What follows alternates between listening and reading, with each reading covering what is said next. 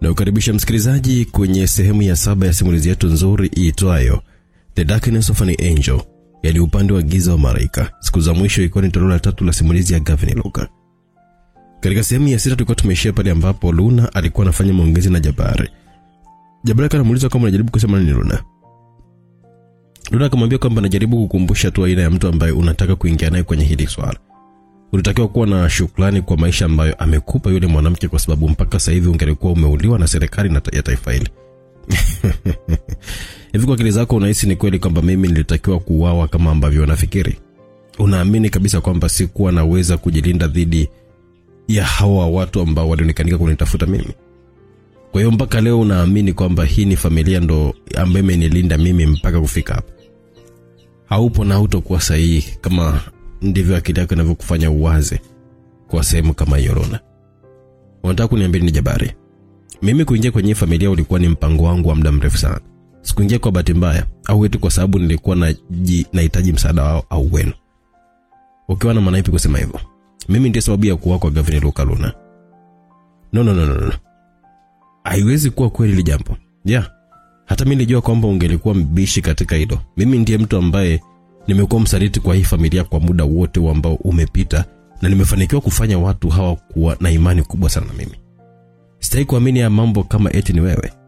Tulikuwa tumeishia hapo msikilizaji katika sehemu ya 6, na pamoja katika sehemu ya 7 tunaendelea kupata burudani ya simulizi tamu yenye elimu na mafunzo kadha wa kadha ya kutosha kutoka kwa Fabian Babuya. Director Weni ndo sauti na kupata kuisikiliza kwa uzuri sana kutoka hapa Simulizi Max. Tende pamoja kujua nini kidijiti zaidi. Usiaje kupatia kumbukumbu ndogo tu. Unahisi siku ile mtoto wa Othmani wakati anarudi na kukutana na wale watu uwanja wa ndege, ilikuwa ni bahati mbaya tu watu wao kujua kwamba anarudi ile leo, ili wayafahamu yale makazi ambayo hata mimi kwenyewe nilikuwa na zungushwa bila kupewa eneo sahihi na kulitambua? Unahisi siku ile wakati Lionela anarudi na mwili wa babake kule kwenye ngome na kulikuta jeshi, ni nani ambaye alikuwa ameleta taarifa za eneo lile? Wa shetani. Tunaliita kwa hasira na kutamani kusimama ili amvae mtu huyo, lakini huo uwezo hakuwa nao kwa wakati huo hizo, kwa sababu alikuwa amefungwa vilivyo. Alitakiwa kuwa mpole kwanza. Unaweza uniite vile unaona, lakini nataka unipatie jibu kuhusu alipo mama. Unamtaka mama wa nini? Mama ni udhaifu mkubwa sana Lionela. Kwa sababu siwezi kumuua mwanangu, basi natakiwa kumuua mama. Kama mama akifa, Lionela atakuwa ni dhaifu, hali ambayo itafanya kazi yangu kuwa rahisi zaidi. Unafanya yote kwa sababu ya pesa? Kauelewe bibie. Tafadhali nijibu swali langu haraka sana. Alifoka Jabari huku akiwa ananyanyuka kwa sababu aliona kama binti huyo anataka kumletea mazoea. Akujibiwa hivyo alinyosha moja kwa moja mpaka ukutani ambapo alibonyeza battery moja pakajifungua. Ilikuwa ni draw ya umeme eneo hilo. Alitoa kisu kikali na bastora moja kisha kamefunga na kurudi akiwa anamzunguka Luna ambaye alikuwa anameza mate kwa hofu, kwa sababu alijua hali ambayo ilikuwa inaenda kutokea kwa wakati huo. Kisu kizama kwenye bega lake kikavutwa mpaka umbali kiasi na kutenganisha eneo la juu. Mwanaume alipiga risasi 2 hiyo sehemu mpaka Luna alijikojolea, kwa sababu hakutarajia kama angeweza kukutana na jambo kama hilo. Huenda aliamini kwamba bwana huyo kwa sababu walikuwa wanajuana angemuonea huruma, ila alikuja kutambua kwamba hapa kuwa na nafasi yeye kuweza kuonewa hiyo huruma ambayo alikuwa akifikiria kwa wakati huo. Waga sipendi kushindia jambo moja kwa muda wote wakati tunaweza kumaliza mapema kabisa. Wapi alipo mama? Aliuliza tena akiwa anakinyanyua kisu na kuhamia bega jingine. Mama yupo Mbeya Kiela. Hakuna namna ya kuweza kuendelea kuhifadhi siri hiyo, japo alitajwa kwa kusita mno. Jabali alirudi tena pale ukutani ambapo alirudi na karatasi pamoja na kalamu ya wino ambapo alimtaka mwanamke aweze kumwandikia taarifa ambazo zingemsaidia yeye kuweza kumpata mama huyo. Baada ya kumaliza jambo hilo, alimpiga risasi 4 za kichwa Luna bila hata kumuonea huruma yote ile. Jabali. Upande mwingine wa simulizi. Mimi Christian Gulam, Rais wa Jamhuri ya Muungano wa Tanzania. Leo hii nipo hapa mbele yenu nikiwa na habari mbaya. Habari ambazo hazivutii wala kupendeza. Habari ambazo ni hatari kwa usalama mzima wa hili taifa, ambalo wasisi wetu walipigania kwa damu na jasho, lakini limekuja kuanza kuharibiwa hovyo na watu ambao wanaona kwamba wao wanaweza kufanya jambo lote lile, lakini mimi sitaweza kuruhusu huu ushenzi kuweza kufanyika ndani ya hili taifa, na badala yake natangaza vita kwa mtu yoyote yule ambaye atakuwa hatari kwenye nchi yetu. Ni miaka kadhaa tu ukitoa historia ya miaka mingi huko nyuma, taifa hili lilikuwa limekumbwa na mambo mabaya na ya kutisha ambayo baadaye yalikuja kuisha, na baada ya hapo kumekuwa na amani kubwa sana ambayo imefanya raia wa hili taifa kuanza kurudisha imani tena na kuamini kwamba unaweza ukaishi ndani ya taifa hili kwa furaha bila wasiwasi. Lakini wakati hayo yanakuwa ni sehemu ya maisha yetu, basi tuhakikishe kwamba tunakuwa na kumbukumbu sawa juu ya yale ambayo mambo yaliyokuwa yamewahi kutokea siku za huko nyuma, mambo ambayo yanahatarisha usalama wetu kwa sababu ya mauaji ya kutisha ambayo yalifanyika.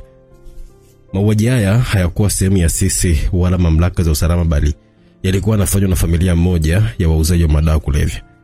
Wote tunakumbuka historia mbaya na chafu ya familia ya Gavin Locke, familia ya watu washenzi wasiokuwa na shukrani, familia ambayo tuliamua kuivumilia, lakini imefika wakati haitakiwi kabisa kuvumilika tena. Babake mzazi na huyu bwana alikuwa ni muuzaji wa madawa kulevya ambaye aliharibu mno kizazi cha taifa hili na kuua watu wengi sana. Mtoto wake naye akaja kuleta maafa makubwa sana, ila baadaye tukaamua kumpatia ruhusa kubwa juu ya hili. Lakini kwa sasa hivi binti yake na wenzake siwezi kuwasamea badani, hususani baada ya kupata taarifa hizi ambazo sio salama kwa mtu yoyote wala taifa lolote lile.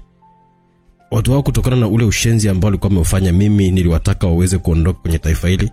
Mimi niliwataka waondoke kabisa na wasije wakarudi tena milele, ili taifa hili liwe na amani.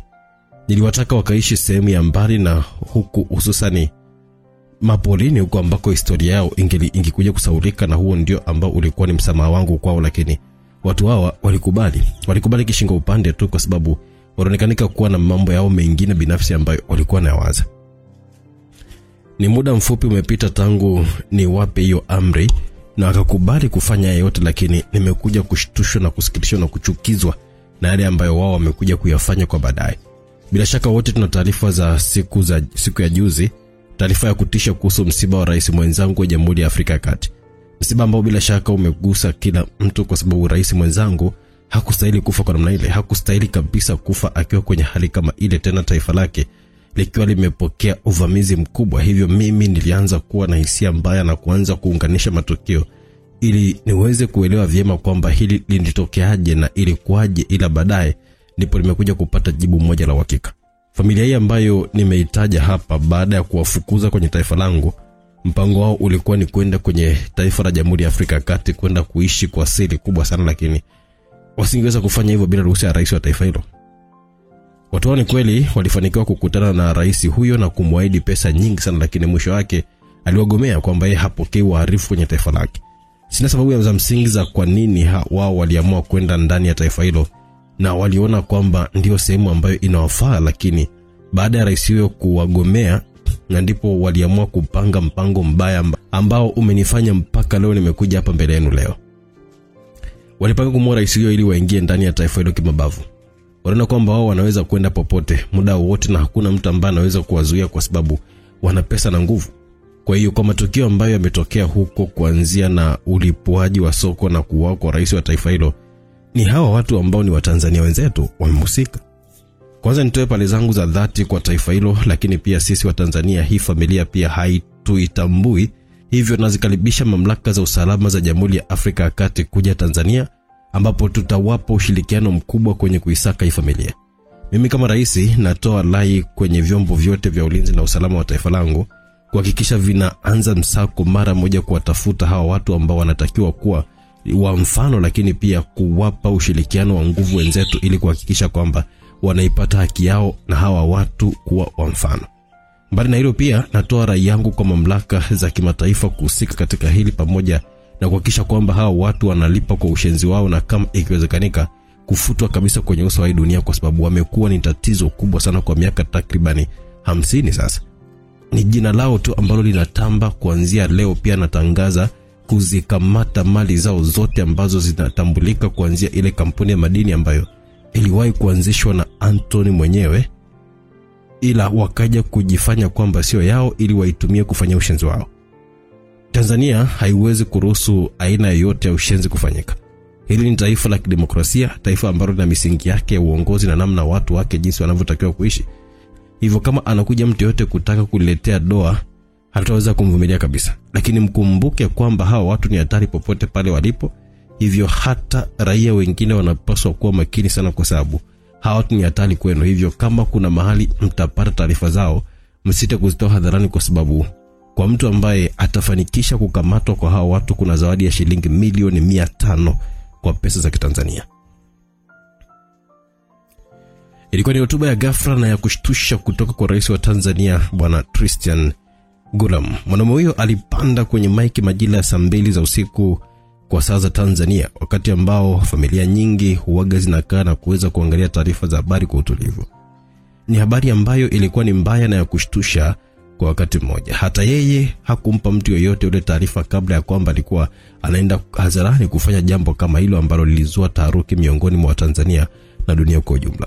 Baada ya kuhakikisha kwamba amemalizana na taarifa hiyo, alishuka sehemu ambayo aliitumia kuhutubia, huku akiitupa tai yake mbali. Mwili ulikuwa umeloa jasho kwa ndani kwa sababu alikuwa na hofu kubwa sana.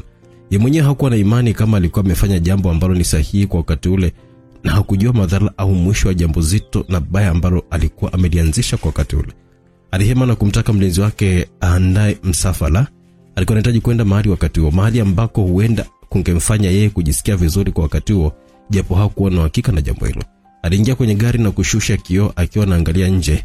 Alikuwa analiangalia jiji lilivyokuwa linavutia. Jiji lilikuwa linapendeza nyakati za usiku, watu huku wakiwa wanazunguka kila kona, kila mtu akijitahidi angalau kuhakikisha anapeleka mkono kinywani. Kuna watu ambao walikuwa wanajikusanya kuanza kujadili utata wa zile taarifa ambazo yeye alikuwa anazitoa, na hakuwa na uwezo wa kuweza kuzirudisha tena kwa sababu zilikuwa tayari nje. Safari yake ilikuwa ni kwenda Mbagara Chamazi. Gari zilitembea kwa muda wa dakika 50 zikiwa zimefika nje ya jumba moja zuri na kubwa. Jumba hilo likaonekanika kuwa la muda kidogo, japo bado lilikuwa lipo kwenye ubora wake. Rais alishuka akiwa na walinzi wake, wakati ambao geti hilo lilikuwa linagongwa kwa nguvu, na baada ya muda lilifunguliwa na yeye ameingia ndani. Eneo ambalo alikuwa ameingia yeye lilikuwa ni nyumbani kwa moja kati ya wanasiasa wa kongwe na wa zamani ambao alikuwa anajua vyema historia ya taifa la Tanzania. Alikuwa ni mzee mmoja ambaye umri wake ulikuwa umekwenda sana, ila huenda ni pesa ndizo zimemfanya mpaka wakati huo awe anadunda tu. Alikuwa ni kibonge kiasi na kitambi kidogo cha shibe. Mzee wangu, heshima yako. Ni miaka mingi sana imepita tangu mara ya mwisho tulipoweza kuonana. Ni wakati ambao unaelekea kugombea ndipo ulikuja kwangu kuomba ushauri na watu ambao kufikisha hapo, ila tangu uweze kushinda sijawahi kabisa kuona tena eneo hili. Hata kupiga simu hujawahi kabisa, kijana wangu. Upo sahihi kabisa mzee wangu. Kuna nyakati waga zinanikumbusha kwamba ukiwa mwanasiasa ni kama vile unakuwa umelogwa, kwa sababu asilimia za kusahau ulipotoka ni kubwa kuliko kuwa na moyo wa kukumbuka kila mtu. Kipi kimkuleta nyumbani kwa mzee kama mimi ambaye kwa sasa hivi sina umuhimu wote kwa taifa hili kwa nyakati kama hizi? Ningelikuwa wewe, basi amini kwamba nisingeliweza kutamka kauli kama hiyo, kwa sababu wewe ni miongoni mwa watu kadhaa ambao mpaka sasa hivi hapo hai na wamelitoa hili taifa mbali sana. Wewe ni mtu ambaye umeifanya Tanzania kufika hapa kwa kazi yako kubwa ambayo uliifanya ukiwa waziri mkuu, hususani baada ya uhuru. Historia imekuandika kwa makubwa mengi ambayo umeyafanya na nguvu kubwa ambayo ulikuwa nayo, ila ni kwa bahati mbaya tu upo kwenye taifa ambalo vijana hawataki kusoma kabisa. Ndio maana wanakuwa hawaelewi mchango mkubwa wa mtu kama wewe. Haujajibu swali langu. Umeangalia taarifa ya habari leo? Ndio. Umeona habari ambayo nimeitoa? Kama nimeangalia, maana yake ni kwamba nimeona. Unaionaje mzee wangu? Christian, mimi na wewe wote tunaelewa kwamba mimi kwa sasa hivi nilishajiweka mbali kabisa na siasa, na sitaki hata mjukuu wangu mmoja kuingia huko, kwa sababu huo ulimwengu sio wa kila mtu. Unamaanisha nini mzee wangu? Fanya ambalo linakupendeza, mimi wala sina shida na wewe na au hizo taarifa zako. Unajua kwa nini nimekuja huko mzee? Kwa sababu nahitaji mtu wa kukufariji na kukuambia kwamba ulichokuwa unafanya ilikuwa sahihi. Ni kweli, lakini kwako unahitaji zaidi uniambie maoni yako kuhusu hili jambo. Ni miaka 30 sasa tangu familia hii iwepo. Ni wapi ambapo umewahi kuniona mimi nikiwa naingilia haya mambo hata kwa kutoa tu ushauri? Asijawahi kukuona. Sasa kipi ambacho kinakufanya uhisi kwamba kwa sasa hivi naweza kutoa ushauri juu ya mambo ambayo nimewahi kujiweka nayo mbali? Kwa sababu nimefanya jambo ambalo sio sahihi. Najua kwamba kwa sasa hivi hutaki hata kusikia kuhusu siasa kwa sababu ya ushenzi ambao umejaa ndani yake, lakini nina uhakika kwamba unajali kuhusu maisha ya Tanzania. Kwa hiyo nahitaji neno lako na ushauri wako kama mkubwa wangu na mtu ambaye ulinifundisha siasa. Kijana wangu, nahisi ushauri wangu utakuwa na umuhimu wote kwa sasa. Mimi nahisi hivyo. Ungehitaji kweli ushauri wangu, basi ulitakiwa kuja kabla haujakurupuka kwenda mbele ya maiki na kufanya ule ujinga ambao umeufanya siku ya leo, kijana wangu. Hii familia ni kweli imehusika kwenye ushenzi mwingi sana. Hauoni kama ni wakati sawa kuutumia kuiondoa? Mara mwisho mlipojaribu kufanya jambo kama hilo, unakumbuka nini jambo gani ambalo lilitokea? Ndio nakumbuka. Kwa hiyo upo tayari kwa yale mambo kurudi tena, si ndio? Hapana kivipi wakati umeyarudisha mwenyewe? Amesijarudisha haya, bali nataka kuyamaliza jumla. Una hizo nyenzo za kuweza kuyamaliza, na kama mambo yakienda vibaya tofauti na matarajio yako, upo tayari kubeba matokeo ambayo yatakuja mbele yako na taifa hili. Nyenzo nilizonazo kwa sasa hivi ni kwamba tutapata msaada kutoka nje na hata Jamhuri ya Afrika ya Kati itakuja kwa nguvu zote, hivyo sitakuwa mwenyewe kwa sasa. Nina imani yataisha kwa namna ambayo nimepanga mimi. Kuna wakati niliwahi kusita sana kuweza kuunga mkono wewe kuingia kwenye hiyo nafasi kama rais, kwa sababu sikuwahi kuwa na uhakika na uwezo wako. Ule wakati kama ningeweza kujisikiliza kwa umakini, basi ilipaswa kukataa kabisa, kwa sababu unaonekanika hadi leo hii bado una akili za mtoto darasa la 7. Huko sasa tunakosea na heshima mzee. Kwa kumbukumbu zangu ni kwamba wewe hapo ndiye uliyeingia makubaliano ya maandishi na hii familia na kudai kwamba hautakiwi kuitafuta wala kuisumbua mahali popote pale ambapo wangelikuwepo, wala hukutakiwa kujua kwamba wameenda wapi, na mkakubaliana kwamba kwa ambaye ataenda kinyume na hayo makubaliano ya amani, basi damu mbaya itakuja kumwagika. Na hayo ulikubali mbele ya kiongozi wa hawa watu. Unakumbuka? Nakumbuka vizuri, la sijui yanaingiaje hapo muda huo ambao nimekuja kukuomba ushauri na maoni yako. Kama nimekuja kuomba ushauri, basi hautakiwi kutaka kusikia yale ambao unataka kuyasikia wewe. Bado unatakiwa kusikiliza yale ambao mimi nataka kuyaongea, vinginevyo unaweza kwenda na kusikiliza mzee. Kama mliingia kwenye ile makubaliano na yeye, wewe hapo ndiye ambaye umeyavunja kwa sasa. Unahisi jambo gani ambalo linaenda kukutokea wewe na wapambe wako? Kwa sasa hivi nataka nitengeneze mitego ya kuwaua hawa watu wote. Kwa hiyo lengo lako ni kuwaua? Ndio. Christian, sikukutengeneza kuja kuwa ni mtu mjinga namna hii. Kwa historia hii familia, unahisi kweli ni rahisi kuiondoa kwa namna kama hiyo kweli? Unahisi hawa watu ni wajinga kwamba hii miaka walienda kukaa tu mahali wakiamini kwamba wapo salama? Una mamlaka za usalama kila kona. Unaelewa kwamba ni kwa nini zimeshindwa kujua tu hata mahali ambako wapo mpaka sasa hivi? Mbona kama unanitisha sasa? Sikutishi, ila nakwambia ukweli. Je, hiyo ndio sababu mimi kufanya uwasingizie kesi kubwa na nzito kama hiyo? Umejeje kama nawasingizia? At least yani, mimi kujiweka mbali na siasa haina maana kwamba eti sifuatilie siasa za dunia. Mimi sio mjinga wala sio mtoto mdogo, naelewa kabisa kwamba hii taarifa umeipika mwenyewe, japo mpaka sasa hivi sijajua sababu nyuma yake ni ipi. Haya mengine ya kuhusu mzee wangu. Siasa ipo tofauti na nyie vijana wa siku hizi mnavyoiona. Wakati taifa hili likiwa linapigania uhuru, mimi nilikuwepo. Na nilikuwa ndo naingia kwenye siasa hivyo, na najua mambo mengi sana, na nilikuwepo wakati akiwa anatokea. Kuna wanasiasa wengi sana ambao walipigania mno hili taifa, lakini majina yao yalikuja kukatwa baadaye na wajinga kadhaa kwa maslahi ya watu kadhaa tu.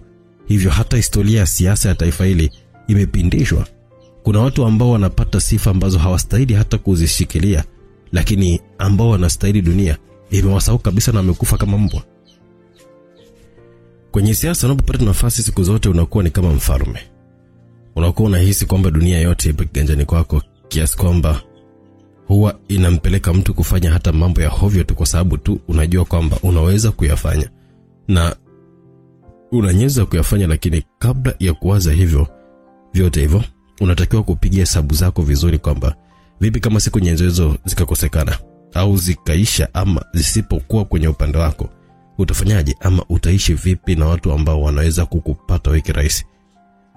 Umebakisha muda mchache tu kwenye hiyo nafasi yako, muda ambao ulikuwa unatakiwa ujitahidi kuhakikisha kwamba unamaliza salama na kwenda kuishi kwa amani na familia yako, lakini hilo limeshindikana kwa sababu ya za kijinga tu ambazo nina imani kabisa kwamba unazijua mwenyewe. Kwa sasa wewe hautaka ukaishi kwa amani kamwe, kwa sababu hii familia itakutafuta kwa gharama yote ile kuhakikisha kwamba wanakuua. Tena omba Mungu kama familia yako itafanikiwa kuishi, kwa sababu kwa historia ni kwamba hawa watu waga hawaachi ushahidi nyuma. Swali langu kwako ni kwamba kipi ambacho kimekufanya mpaka ukafanya maamuzi ya kipuzi namna hii? Ni vyema kwa sababu ulikuwa umeishia kuwa waziri mkuu tu, ila kama ungefanikiwa kuwa rais, basi ungeelewa kwamba kuna wakati unatakiwa kufanya maamuzi magumu kwa ajili ya watu wako. Basi binafsi nakushauri kwamba kwa sasa hivi nenda kajiandae kwa lolote ambalo linakuja mbele yako. Anza kuandaa mazingira wewe kufa, kwa sababu umerudisha mauaji mwenyewe kwenye taifa lako. Damu ambayo inaenda kumwagika kwa sasa hivi yote itakuwepo kwenye mikono yako Gulam. Usije ukalisahau hilo hata siku moja. Anakuhakikishia mzee kwamba mimi nitaishi. Hawa puzi hawezi kabisa kuniua, kwa sababu nilikuwa naona kama dharau familia tu moja kuanza kujipangia mambo ya kufanya ndani ya taifa langu. Sasa nimeamua nitatumia rasilimali zozote zile za taifa ili kuhakikisha kwamba nawaangusha na kuua familia yao nzima. Kwa kumbukumbu zangu, mara ya mwisho hata George pia alitamba tena mbele ya vyombo vya habari kuhusu hawa watu, akidai kwamba alikuwa anaenda kuwafanya kitu kibaya sana.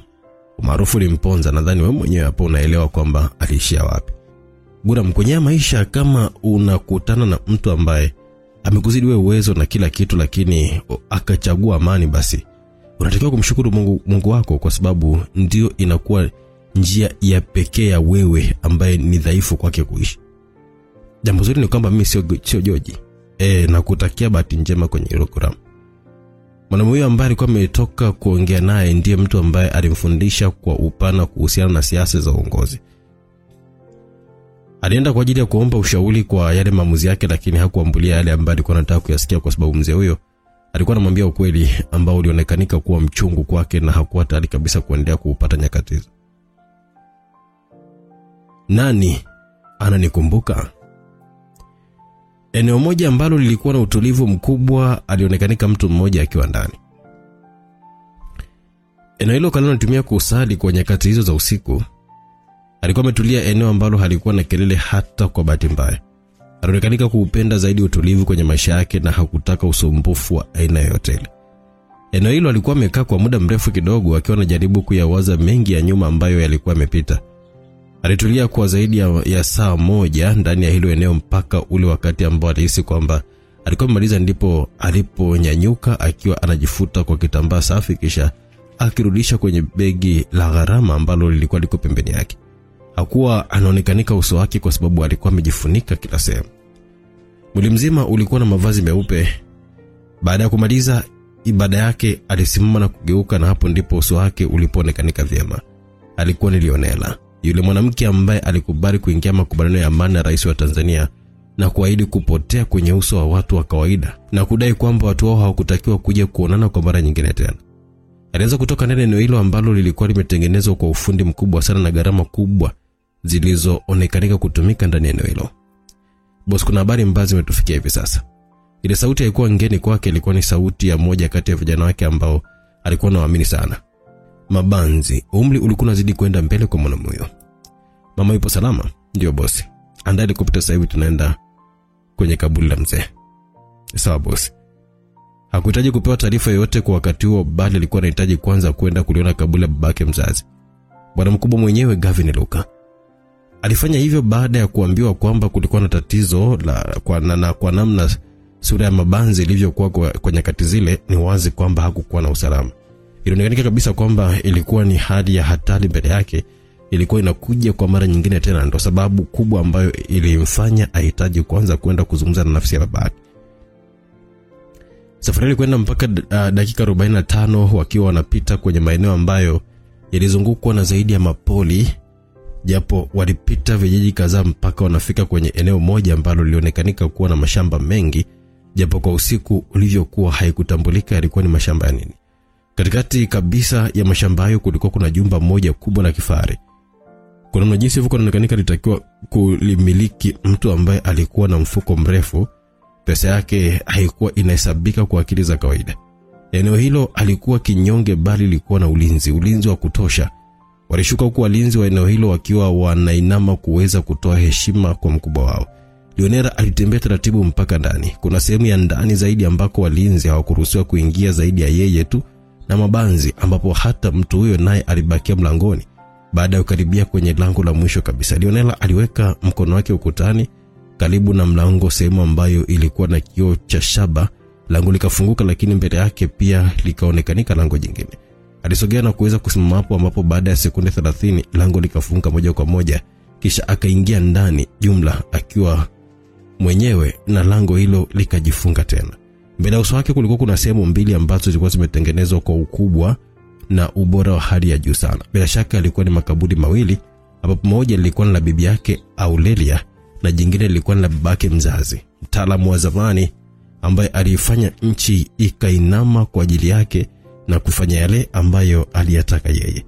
Leonela alienda na kulibusu kaburi la bibi yake, kisha akaenda kuketi karibu na lilipo kaburi la babake mzazi, akiwa analiangalia huku akili ikionekana kuwa mbali sana na eneo hilo.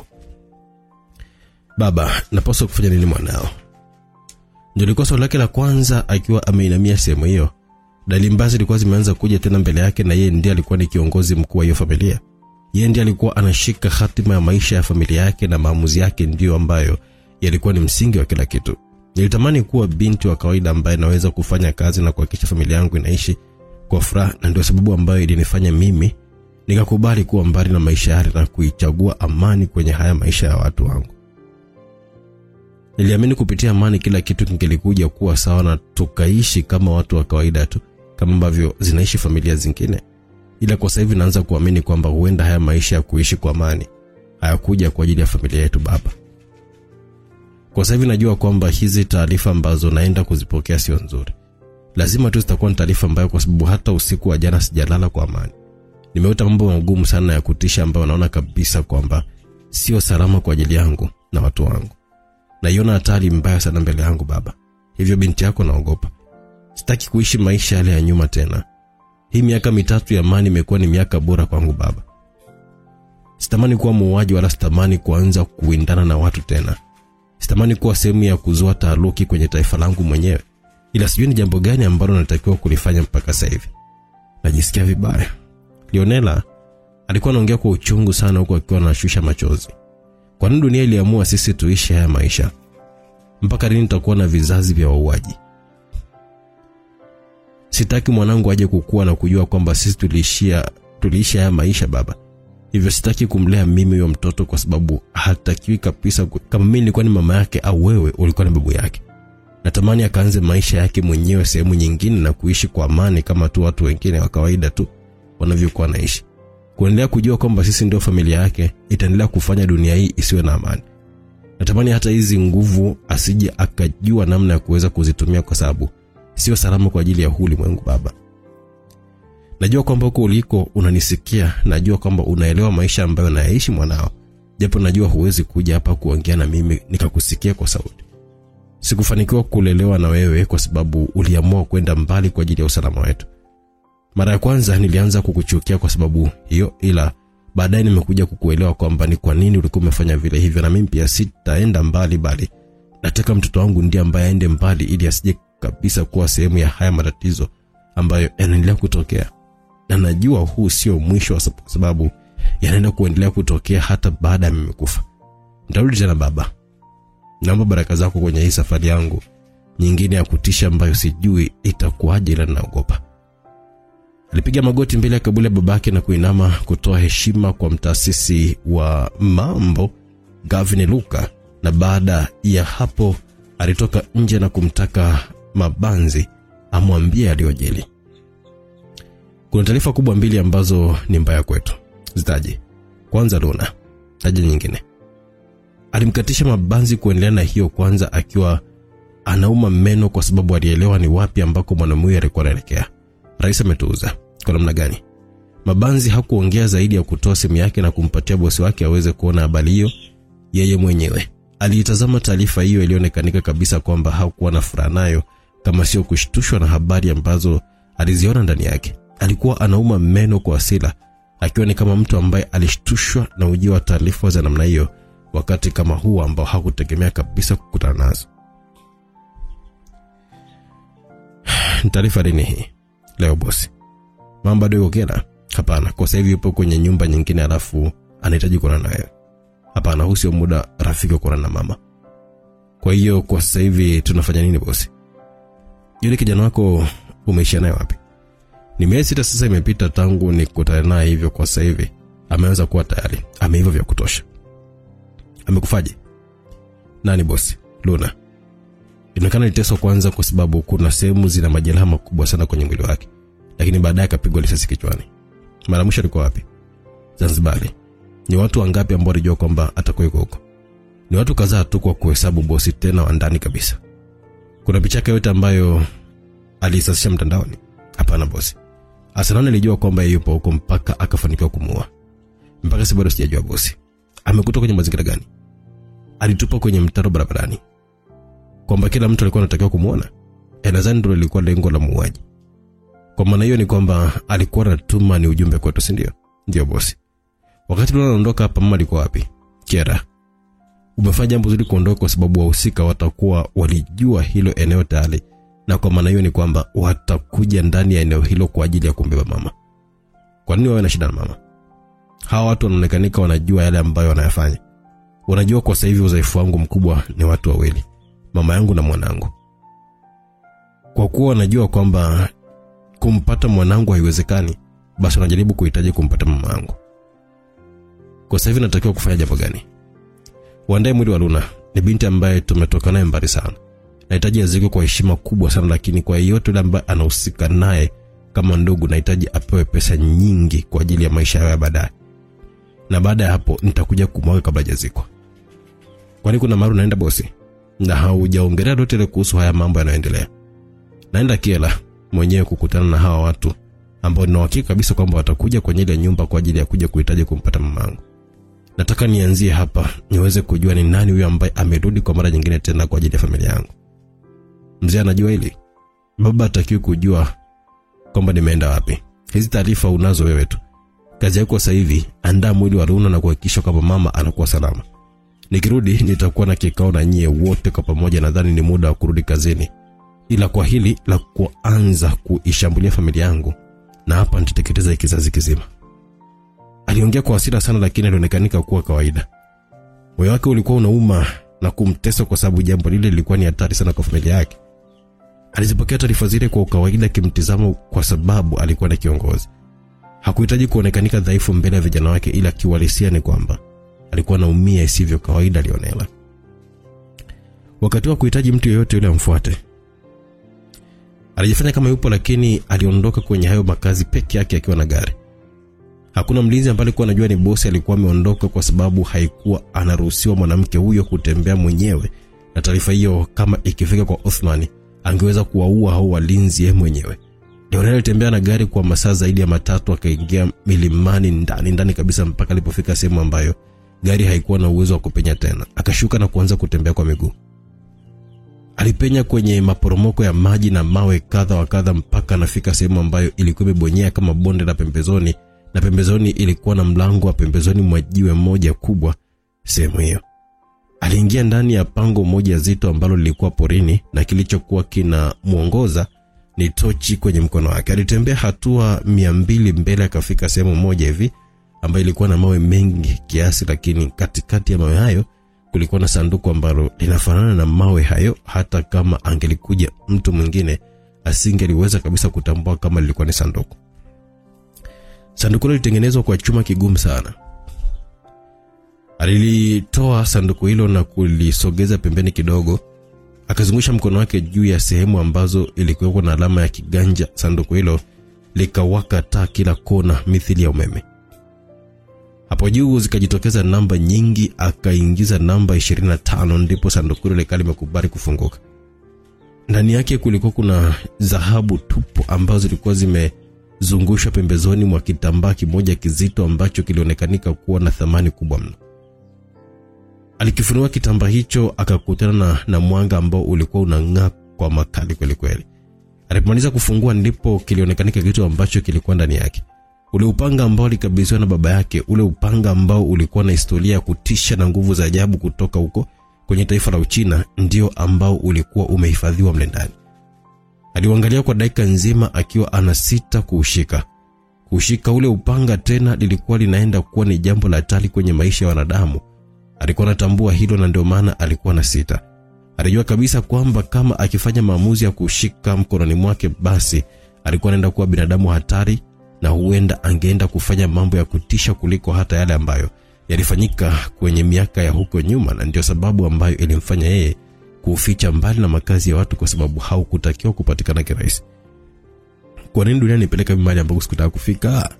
Alifoka kwa hasira kiasi kwamba ile sauti yake ilifanya eneo lile kutetemeka na upepo mkali kupiga tena kwa nguvu kubwa sana. Alikuwa na hema kwa nguvu. Wakati macho yake yalipokuwa yakibadilika rangi na kuanza kuwa ya blue na hatimaye kuwa mekundu sana, alipeleka mkono wake kwa mara ya kwanza na kuushika ule upanga baada ya miaka 3 kupita. Wakati anaushika ule upanga, kuna ishara zikajichola, ungehisi kwamba ni radi au ni shoti za umeme. Mwili wake ulikuwa ni kama vile unapokea nguvu za ajabu ndani yake, mpaka lile sanduku likalizimika zile taa zake, kisha zikaja kuwaka tena baada ya dakika nzima, huku upanga ukiwa unatoa mianga yenye rangi tofauti tofauti. Leonela alikuwa anatokwa na machozi kwenye macho yake. Alikuwa na mengi ya kuweza kuambia ulimwengu, kuambia watu wake, lakini yeye alikuwa yupo kwenye nafasi ambayo alitakiwa kuwasikiliza wengine na kuwasaidia kwenye video vyao. Hivyo hakutakiwa kuwa dhaifu mbele yao, kwani yeye ndiye alikuwa kiongozi. Lakini hata ulimwengu kwa wakati huo haukuwa tayari kabisa kuweza kumsikiliza, kwa sababu kwanza alikuwa amepewa kesi moja nzito ya kuhusika na mauaji ya rais wa taifa jingine kabisa. Hivyo alielewa kwamba mbele yake kulikuwa kuna vita moja mbaya ambayo ingeondoka na watu wake wengi sana, lakini wakati huo yeye mwenyewe alitakiwa kuyabeba maisha ya watu wengi sana. Nyakati zilikuwa mbaya na yeye alikuwa ni mtoto wa kike. Alikuwa anatamani kama angalau hata babake angelikuwa hai, kwa sababu mzee huyo angeweza kuiweka sawa hali hiyo, lakini muda ulimhukumu. Muda ulimhukumu kwa sababu baba yake hakuepo. Ile nafasi ya babake alikuepo yeye. Mwanamke huyo alikuwa amepewa majukumu muda mrefu, tena akiwa bado na umri mdogo. Watu wake ilikuwa ni jukumu lake kuwalinda, ila mpaka wakati huo alikuwa ameshindwa kabisa kufanya jambo hilo kwa sababu Luna alikuwa amekufa. Luna alikuwa ni mmoja wa watu wake wa ndani kabisa, hivyo kama watu wao walikuwa wanaweza kuwafikia mpaka watu wake wa ndani, ilimaanisha kwamba hawapo salama tena. Hivyo ulikuwa ni wakati wake yeye kuweza kujitokeza hadharani baada ya miaka 3 kupita.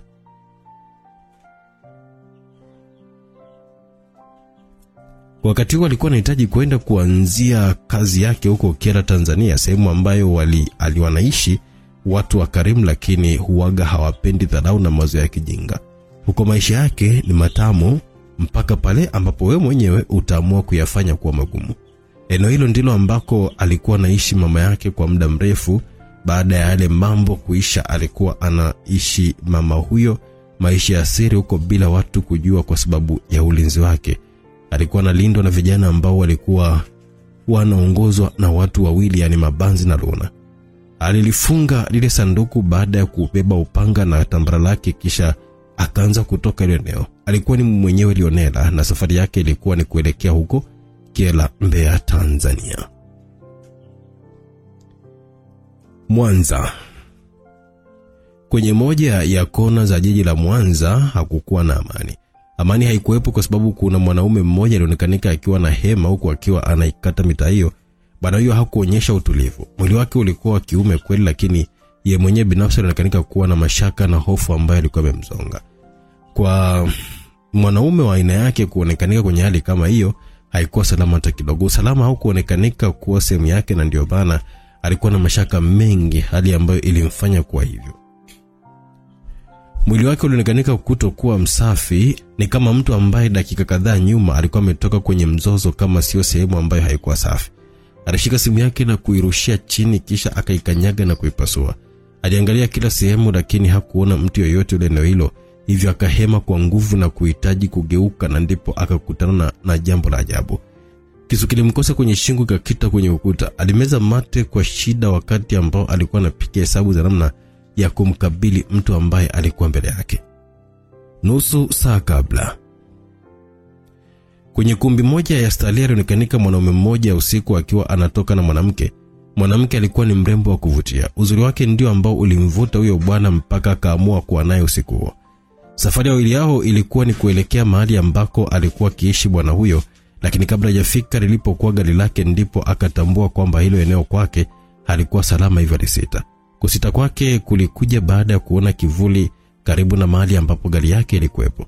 Aliona kivuli, mtu akiwa anazungukia upande wa pili, na hata alipojaribu kumwangalia yule mwanamke, aligundua kwamba hata yeye hakuwa yule mrembo ambaye alimpatia yeye kwenye ile ukumbi kama ambavyo alikuwa anahisi. bali alikuwa ni mmoja ya hao watu ambao hakujua walikuwa hapo kwa sababu gani. Aligeuka na buti lake aina ya Amazon likatua kwenye kiuno cha yule mwanamke ambaye aliguna kwa yale maumivu ya bila kutarajia, huku akiwa anageuka na visu ambavyo alivilusha vikamkosa yule bwana na kumbaraza kidogo kwenye paji la uso.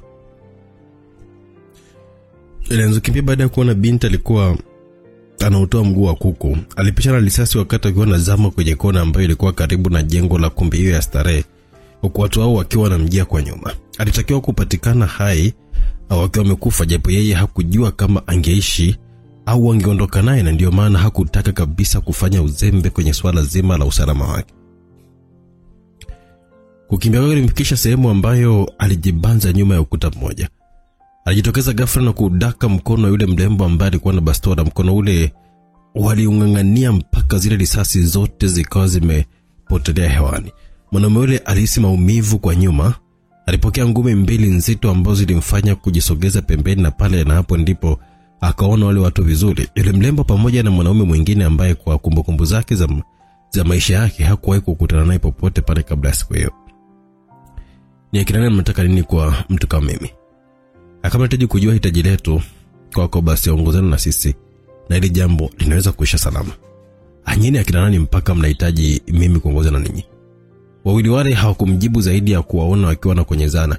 Ile ilikuwa ni ishara mbaya kwake, na wakati akiwa anaendelea kujishauri aliwaona wawili wale wakiwa wanamjia. Mmoja alikuwa juu na mwingine alikuwa anazunguka kwa mitama ya chini. Alifanikiwa kumkwepa yule wa juu, lakini mtama ulimpata. Alizolewa kwa nguvu. Yule ajua alijigeuza na kumkita na mateke mawili kwenye kifua, akadondokea kwenye mtalo wa maji machafu. Alinyanyuka akiwa na maumivu makali, na wakati huo hakuwa anaweza kupigana nao tena, bali alikuwa anaanza kuwakimbia watu wale kwa kuonekana kumzidi nguvu. Alitembea kwa zigizaga ambapo alifyatua akiwa anatembelea kwa mikono. Alijigeuza kwa nguvu hewani, akatua nyuma yule mwanaume. Alimdaka uti wa mgongo, akakita ngumi na kuzidaka mbavu. Alipohitaji kuzivunja alihisi mkono ukiwa unawasha, ikabidi ajivute nyuma. Kuna kisu kilikuwa kimepita kwenye mkono, damu zikiwa zinamwagika. Aliona watu hao wanaenda kumuua akifanya utani. Alinama kama anataka kuruka sarakasi hivi, akazoa vumbi ambalo alililusha kwenda kwa watu wale, kisha kaanza kukimbia, na ndio ilikuwa pona yake mpaka anafika ile sehemu ambayo alijibanza akizani kwamba amekuwa salama, lakini napo pia alikoswa na kisu. Aliona hana ujanja wa kuishi kwa siku hiyo. Alikuwa amekaribiana na barabara kubwa ilipokuwa, lakini aliona kabisa kwamba kufika pale ulikuwa ni mtihani, kwa sababu watu hao wawili walikuwa na msakama vilivyo, na alikuwa anaweka kwamba watu hao huenda hawakuwa wawili tu, bali walikuwa ni wengi, ila yeye ndiye ambaye alikuwa anaona wawili. Ila hata kama angefanikiwa kuwazidi, basi wangelikuja wengi zaidi.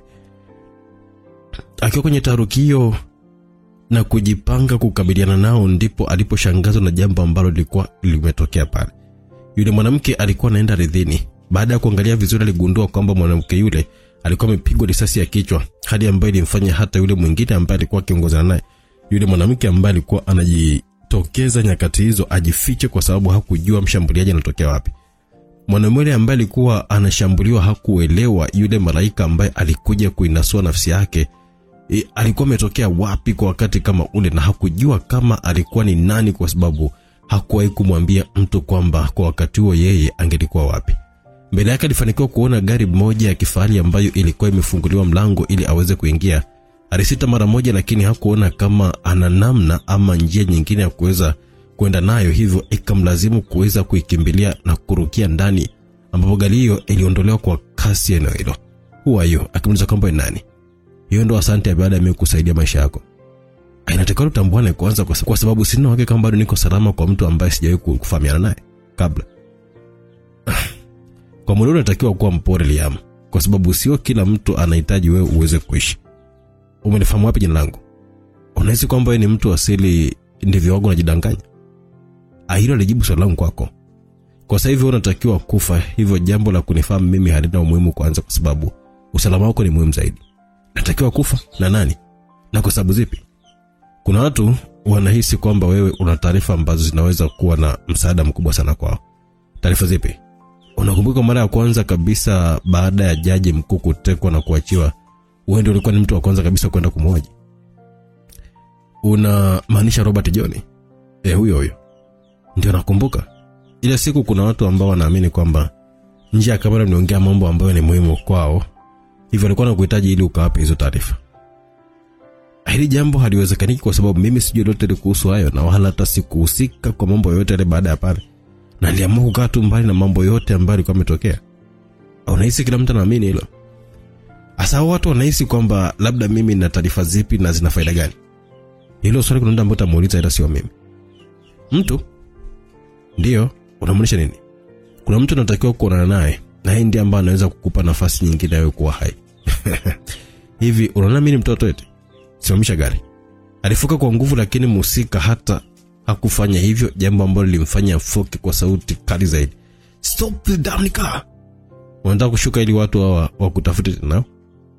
Nina kidalana, kwa nini umesema kwamba mimi nina umuhimu mkubwa? Kwa sababu bosi wangu anahitaji kuonana na wewe. Bosi wako nani? Utamfahamu kuonana naye. Basi utambue kwamba mimi na wewe hakuna mahali tunaweza kwenda pamoja mpaka nimtambue mhusika ni nani. Na kwa nini yeye ananihitaji mimi nikiwa hai, lakini nataka kujua kwamba ni akina nani hawa ambao wananitaka mimi nikiwa niko hai au nimekufa. Una hakika unataka kushuka kwenye ile gari? Kwa sababu kama ukishuka mimi siwezi kurudi tena kuja kukusaidia kama hawa watu wakijua kwa mara nyingine. Ulijuaje kama nilikuwa niko pale kwa wakati ule na nilikuwa nahitaji msaada? Riam, maisha ni marahisi sana, yasema wanadamu ndio ambao ni wagumu. Binadamu kitaka kujua kirahisi hatua zake zote, hakikisha kwamba unayajua mambo ambayo anayapenda zaidi kwenye maisha yake. Basi utakuwa unampata wakati wote ule ambao unakuwa unamhitaji. Wewe tumekufuatilia kwa muda mrefu sana na hatua zako zote, hivyo huwa nina ratiba zako karibia zote na mahali ambako utakuwapo kwa muda fulani. Kwa sasa hivi umekuwa mraibu mkubwa sana wa wanawake. Sikulaumu kwa sababu kila mtu waga ana eneo ambalo linampa udhaifu, lakini ngono ni moja kati ya silaha tamu, ila ina matokeo mabaya sana kwa maisha ya mwanadamu yote ule, hususan mwanaume mwenye malengo makubwa. Kuna watu wa zamani waga wanaamini kwamba kama mwanaume ukafanikiwa kushinda tamaa ya ngono, basi wewe ni mwanaume ambaye umeandikiwa kuwa na mafanikio makubwa sana kwenye maisha. Swali ni kwamba ni watu wangapi ambao wanaweza kushinda ngono? Shida kubwa waga inaanzia hapo. Kwa mfano leo hii kama nisingekuwa pale, tamaa ya ngono ilikuwa inaenda kukuponza, kwa sababu wale watu hata kama wangekubeba ukiwa hai, basi ilikuwa lazima wakuue baada tu ya kupata taarifa ambazo walikuwa wanazihitaji kutoka kwako. Hasa kama unaniona mimi mtu mbaya ambaye najua hadi mahali ambapo unalala, muda ambao uwaga unaamka na kurudi tena kwa na wanawake, nisingelikuwa nimekuwa kwa miaka 3 ambayo tunajua maisha yako yote. Kuna wakati unatakiwa kushirikisha ubongo wako basi kwa usahihi kabla ya kuongea jambo fulani au kuweza kufanya maamuzi fulani, kwa sababu kila kitu kina matokeo yake hapo baadaye. Alipewa maelezo mazito ambayo alimwacha mdomo wazi. Yeye alihisi kwamba huenda bwana huyu alikuwa amekuja hapo kwa bahati mbaya, lakini haikuwa hivyo, bali mtu huyu alikuwa na taarifa zake za kutosha. Huyo bosi wako yuko wapi? Yuko hapa Mwanza kwa sasa hivi. Hebu nipeleke nikaonane naye. Riamu hakuwa namna zaidi ya kukubali kufanya jambo hilo. Huyu ndiye yule mwanaume ambaye baada ya jaji mkuu kutekwa na Jopa Magoma kisha karudishwa mtaani na kupelekwa hospitali, ndiye alikuwa mtu wa kwanza kabisa kwenda kumfanyia mahojiano mheshimiwa huyo. Na baada ya Riam hakuwahi kuonekana tena mbele ya uso wa kamera au halaiki ya watu mpaka siku hiyo ambayo naye alitembelewa na watu ambao walikuwa naamini kwamba bwana huyo alikuwa na taarifa za kuwahusu watu ambao kwao taarifa hizo zingelikuwa na umuhimu mkubwa sana. Hali ikawa maji ya shingo kwake, na ndipo akajitokeza mwanaume asiyetambulika na kumtaka bwana huyo akutane na bosi wake ambaye alidai kwamba alikuwa anaenda kumpatia nafasi nyingine ya maisha ili aweze kuishi tena, na kwao alikuwa ni mtu wa muhimu. Aliona kama vile anaota ndoto ya ajabu isiyokuwa na mwisho, na ndio sababu iliyomfanya bwana huyo kukubali kukutana na huyo mtu, kwa sababu aliona ni muda wa ndoto hiyo ya ghafla kuweza kufika tamati kwa kuijua hatima yake. Maana hata hivyo bila hao watu mpaka wakati huo huenda angelikuwa ni mfu, japo hakuwajua ni akina nani hasa. Ziwa Victoria. Katika sehemu ya 8 msikilizaji, tutaanzia ndani ya Ziwa Victoria tupate kujua kwa karibu sana nini kile kimetokea upande huo. Huyu mtu aliyembeba Riam ni nani? Kama tulivyoona kwamba anadai kwamba kama angetaka kumuua wanamfuatia hatua zake kwa miaka 3 yote na kujua wapi yupo na yuko na nani. Na leo hii katika kumfuatia huko alimkuta yupo katika hatari kubwa, akamuokoa. Kwa hiyo hapo kwa ajili ya kumsaidia na kumpa nafasi nyingine ya kuishi, lakini anatakiwa kutoa taarifa alizozipata siku ile alipoenda kumhoji jaji. Ni taarifa zipi hizo na ataishi vipi na hao watu waliokuwa wanamtaka kina nani? Na huyo mkuu ambaye ni mkuu huyu bwana ni nani? Usikose katika sehemu ya 8 tuendelee kupata burudani ya simulizi tamu isiyochosha, simulizi inayoburudisha, upande wa giza wa malaika. Tukutane huko.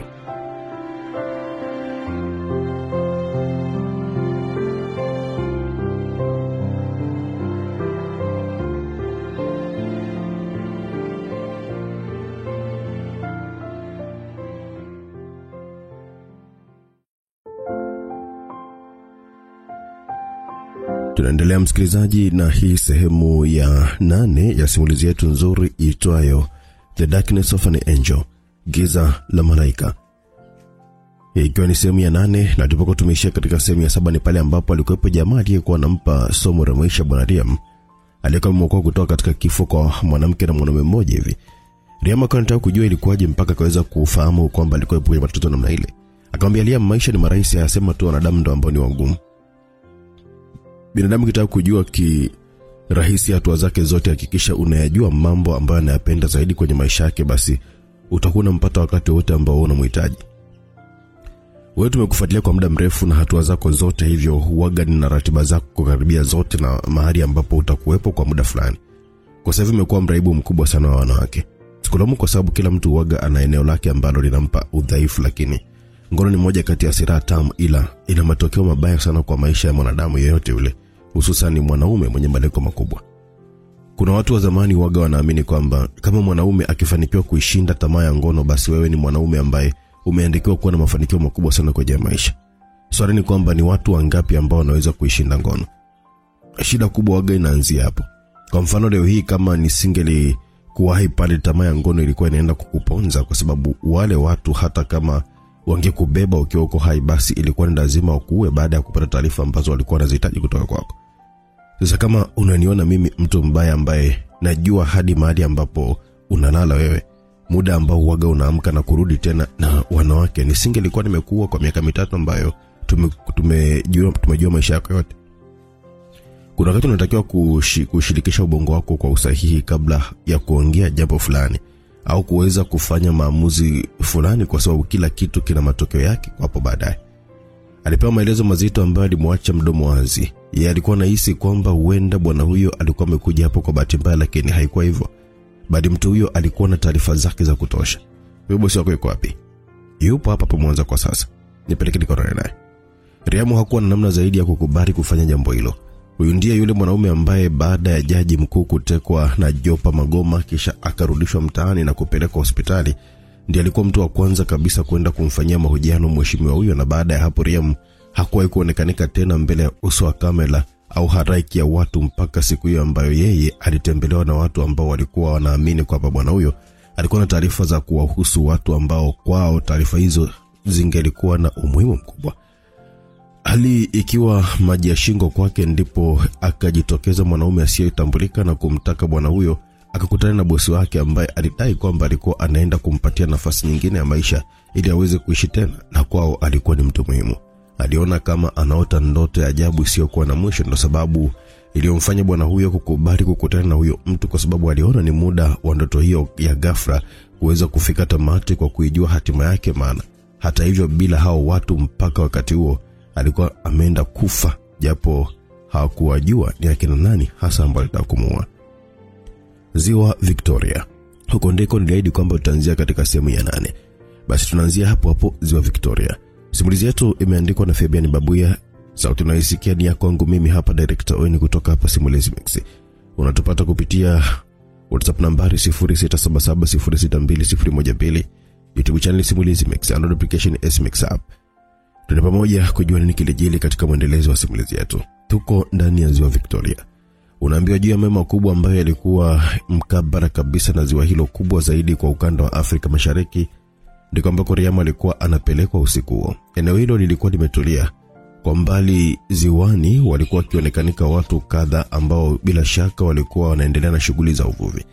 Riam bado hakuwa na imani kabisa na huyo mwanaume aliyekuwa amemfikisha eneo hilo, kwa sababu kwanza hawakuwa wakifahamiana, ila alijilazimisha kumwamini kwa sababu ndiye aliyeokoa maisha yake.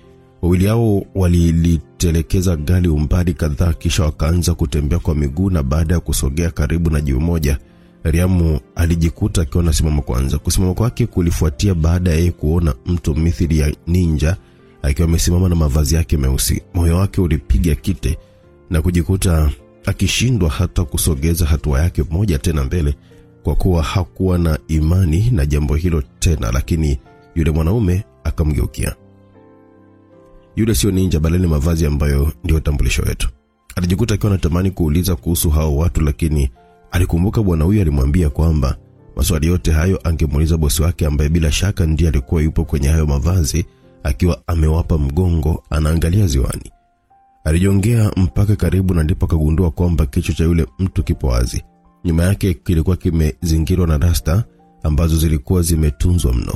Zilionekanika kuwa ni rasta za muda mrefu na zamani kidogo, zikiwa zimefungwa kwa ustadi wa hali ya juu.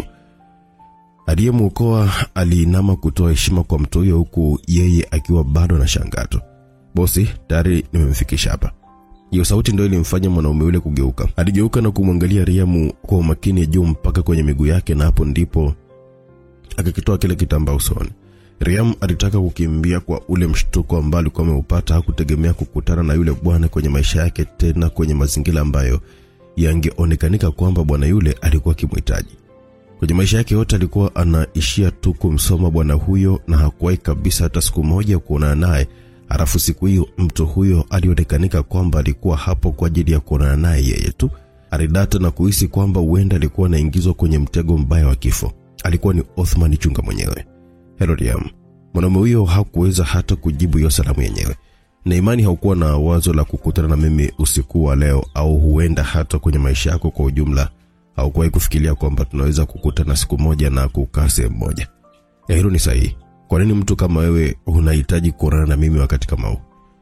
Kwa mara ya kwanza baada ya kufuatilia faili lako, niligundua kwamba wewe ni mtu muhimu sana kwenye hili taifa, ila viongozi wanakupuuza kwa sababu ulikuwa unasimamia haki. Na siasa haiwahitaji watu wa aina yako, na ndio maana hata kazi ulisimamishwa kwenye mazingira ambayo hayaeleweki. Nadhani nakumbuka hilo swali. Ndio nakumbuka, ila sielewi kwa nini wewe unahitaji na umekuwa ukinifuatilia kwa miaka yote hii. Kwa sababu niliamini kwamba siku moja ungekuja kufanya kazi na sisi. What? Unaweza kuwa ni sehemu kubwa ya urithi wa hii familia, na kuanzia leo unatakiwa kuwa mmoja wetu. Sijakuelewa ni kwamba unataka kuniua kama nikisema hapana. Wewe upo smart zaidi ya hapo.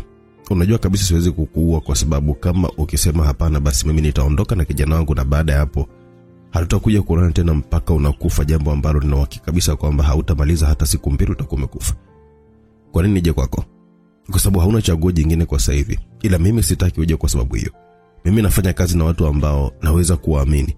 Kwa hii miaka nimekuwa na imani na wewe, na nimekuona ni kijana safi, ila ni mfumo tu uliokuwa unajaribu kukuharibu. Kwa hiyo nataka ufanye maamuzi kwa moyo wako kufanya kazi na sisi, na kama unahisi kwamba haupo tayari basi usilazimishe, kwa sababu kama ukijiunga na sisi alafu ukaenda kinyume hata mara moja, basi ujue kabisa kama nitakuua mwenyewe kwa mkono wangu, kwa kuwa hatuna nafasi ya pili kwetu. Hawa watu ambao wanahitaji kuniua mimi ni akina nani? Hawa watu hawana muda na wewe, ndio maana wakipata taarifa ambazo wanazihitaji lazima wakuwe, kwa sababu hesabu zao ni kutupata sisi. Sasa mimi nimeingiaje hapo? Wanaamini kwamba baada ya mazungumzo na jaji kuna taarifa alikupatia ambazo zinaweza kuwasaidia kutufikia sisi, lakini pia wanaamini kwamba wewe ulikuwa ni mmoja kati ya maafisa wa upelelezi hodari sana na makini. Hivyo una taarifa nyingi ambazo ulizipeleleza, na ndio maana wanakutaka kwa gharama yote ile. Lakini mimi sina hizo taarifa.